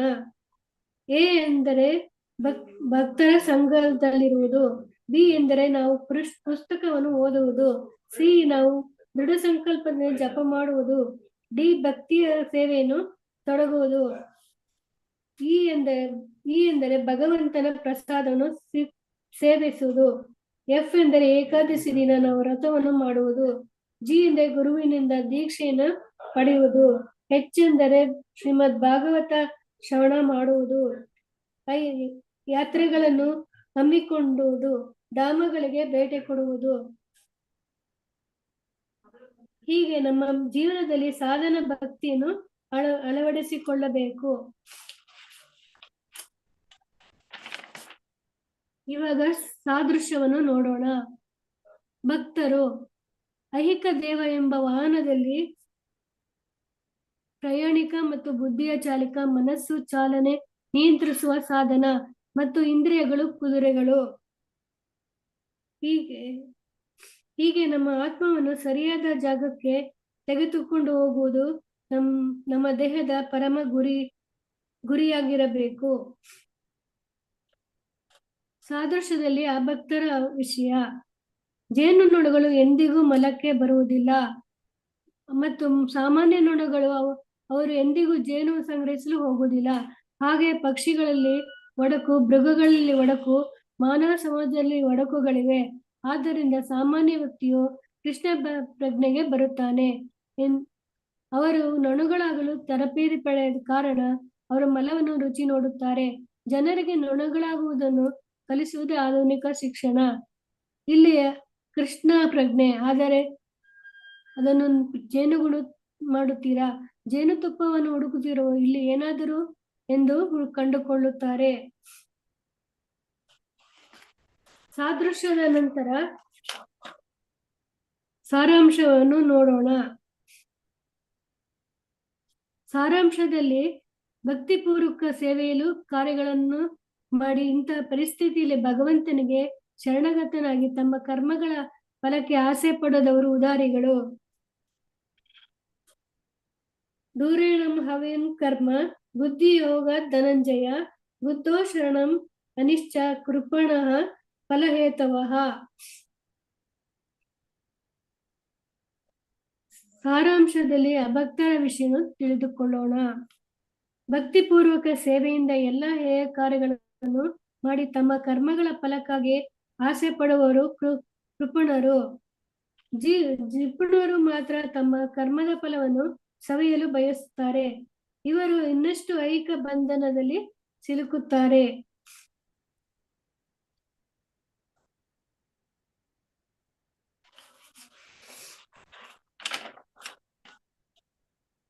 ಇದು ಪ್ರಸ್ತುತಿಯ ಉಪಸಂಹಾರ. ಭಕ್ತರು ಮನುಷ್ಯನ ಶಾಸ್ತ್ರಕ್ಕೆ ಅನುಗುಣವಾಗಿ ಯಾವುದು ಕರ್ತವ್ಯ, ಯಾವುದು ಕರ್ತವ್ಯ ಅಲ್ಲವೆಂಬುದನ್ನು ಅರ್ಥ ಮಾಡಿಕೊಳ್ಳಬೇಕು. ಇಂತಹ ನಿಯಮ ನಿರ್ಬಂಧಗಳು ತಿಳಿದುಕೊಂಡು ತಾನು ಕ್ರಮೇಣ ಮೇಲಕ್ಕೆ ಇರೋದು ಸಾಧ್ಯವಾಗುವಂತೆ ಕರ್ಮ ಮಾಡಬೇಕು. ಭಗವದ್ಗೀತೆಯಿಂದ ಕೃಷ್ಣನನ್ನು ಅರ್ಥ ಮಾಡಿಕೊಂಡು ಮನುಷ್ಯನು ಭಕ್ತಿ ಸೇವೆಯಲ್ಲಿ ನಿರತನಾಗಿ ಕೃಷ್ಣ ಪ್ರಜ್ಞೆಯಲ್ಲಿ ನೆಲೆಯನ್ನು ಪಡೆಯುತ್ತಾನೆ. ಚೈತನ್ಯ ಮಹಾಪ್ರಭುಗಳು ಈ ಪ್ರತಿಕ್ರಿಯೆಯನ್ನು ಬಹಳ ಸುಲಭಗೊಳಿಸಿದರು. ಜನರಿಗೆ ಹರೇ ಕೃಷ್ಣ ಕೃಷ್ಣ ಕೃಷ್ಣ ಹರೇ ಹರೇ, ಹರೇ ರಾಮ ರಾಮ ರಾಮ ಹರೇ ಹರೇ ಎನ್ನುವುದನ್ನು ಸಂಕೀರ್ತನೆ ಮಾಡಿ ಭಕ್ತಿ ಸೇವೆಯಲ್ಲಿ ನಿರತರಾಗಿ ದೇವರ ಪ್ರಸಾದವನ್ನು ಸ್ವೀಕರಿಸಿದರೆ ಸಾಕು ಎಂದು ಹೇಳಿದರು. ಉಪಸಂಹಾರದಲ್ಲಿ ಅಭಕ್ತರು ಶಾಸ್ತ್ರ ವಿಧಿಗಳನ್ನು ತ್ಯಜಿಸಿ ತನ್ನ 15 ನಿಮಿಷ ಆಯ್ತು. 15 ನಿಮಿಷ ಆಯ್ತು. ಹರೇ ಕೃಷ್ಣ ಪ್ರಭುಜಿ. ಎಷ್ಟುಂಟು ಇನ್ನು? ಲಾಸ್ಟ್ ಸ್ಲೈಡ್ ಇದೆ, ಮುಗೀತು. ಲಾಸ್ಟ್ ಸ್ಲೈಡ್ ಇದೆ. ಹೌದು. ಇನ್ನೊಂದು 4 ಲೈನ್ ಇದೆ ಅಷ್ಟೇ. ಓಕೆ, ಹಾ. ಶಾಸ್ತ್ರ ವಿಧಿಗಳನ್ನು ತ್ಯಜಿಸಿ ತನ್ನ ಅನಿಸಿಗಳಂತೆ ಕರ್ಮ ಮಾಡುವನು ಅವನಿಗೆ ಪರಿಪೂರ್ಣತೆ ಆಗಲಿ ಸುಖವಾಗಲಿ ಪರಮಗತಿಯಾಗಲಿ ದೊರೆಯುವುದಿಲ್ಲ. ಕಾಮಕಾರಂತ ಎನ್ನುವನು ಪದವು ಬಹಳ ಮುಖ್ಯವಾದುದು. ಭಕ್ತರು ಅಭಕ್ತರು ಇಬ್ಬರ ಭಗವಂತನ ವಿಭಿನ್ನ ಅಂಶಗಳು ಆಗಿರುವುದರಿಂದ ಭಗವಂತ ಯಾರಿಗೂ ಪಕ್ಷಪಾತ ಮಾಡುವುದಿಲ್ಲ. ಆದರೆ ಭಕ್ತರ ಮೇಲೆ ಭಗವಂತ ವಿಶೇಷ ಒಲವನ್ನು ತೋರುತ್ತಾನೆ. ಇಲ್ಲಿಗೆ ನಾವು ನಮ್ಮ ವಿಷಯ ಪೂರ್ಣ ವಿರಾಮವನ್ನು ನೀಡುತ್ತೇವೆ. ಅವಕಾಶ ಕಲ್ಪಿಸಿದಕ್ಕಾಗಿ ಇಸ್ಕಾನ್ ಶ್ರೀ ಶ್ರೀ ರಾಧಾ ಗೋವಿಂದ ಮಂದಿರ ತಂಡಕ್ಕೆ ಧನ್ಯವಾದಗಳು. ಹರೇ ಕೃಷ್ಣ ಪ್ರಭುಜಿ. ಎಸ್, ಹರೇ ಕೃಷ್ಣ, ಧನ್ಯವಾದ. ಓಕೆ, ಹರೇ ಕೃಷ್ಣ.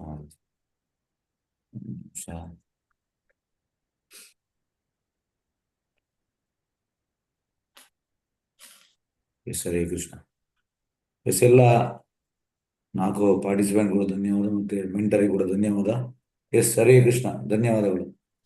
ಎಸ್, ಹರೇ ಕೃಷ್ಣ. ಪಂಚಕಲ್ಪತರುಭ್ಯಶ್ಚ ಕೃಪಾ ಸಿಂಧುಭ್ಯಶ್ಚ ಪತಿತಾನಾಂ ಪಾವನೇಭ್ಯೋ ವೈಷ್ಣವೇಭ್ಯೋ ನಮೋ ನಮಃ. ಅನಂತ ಕೋಟಿ ವೈಷ್ಣವ ವೃಂದ ಕಿ ಜಯ.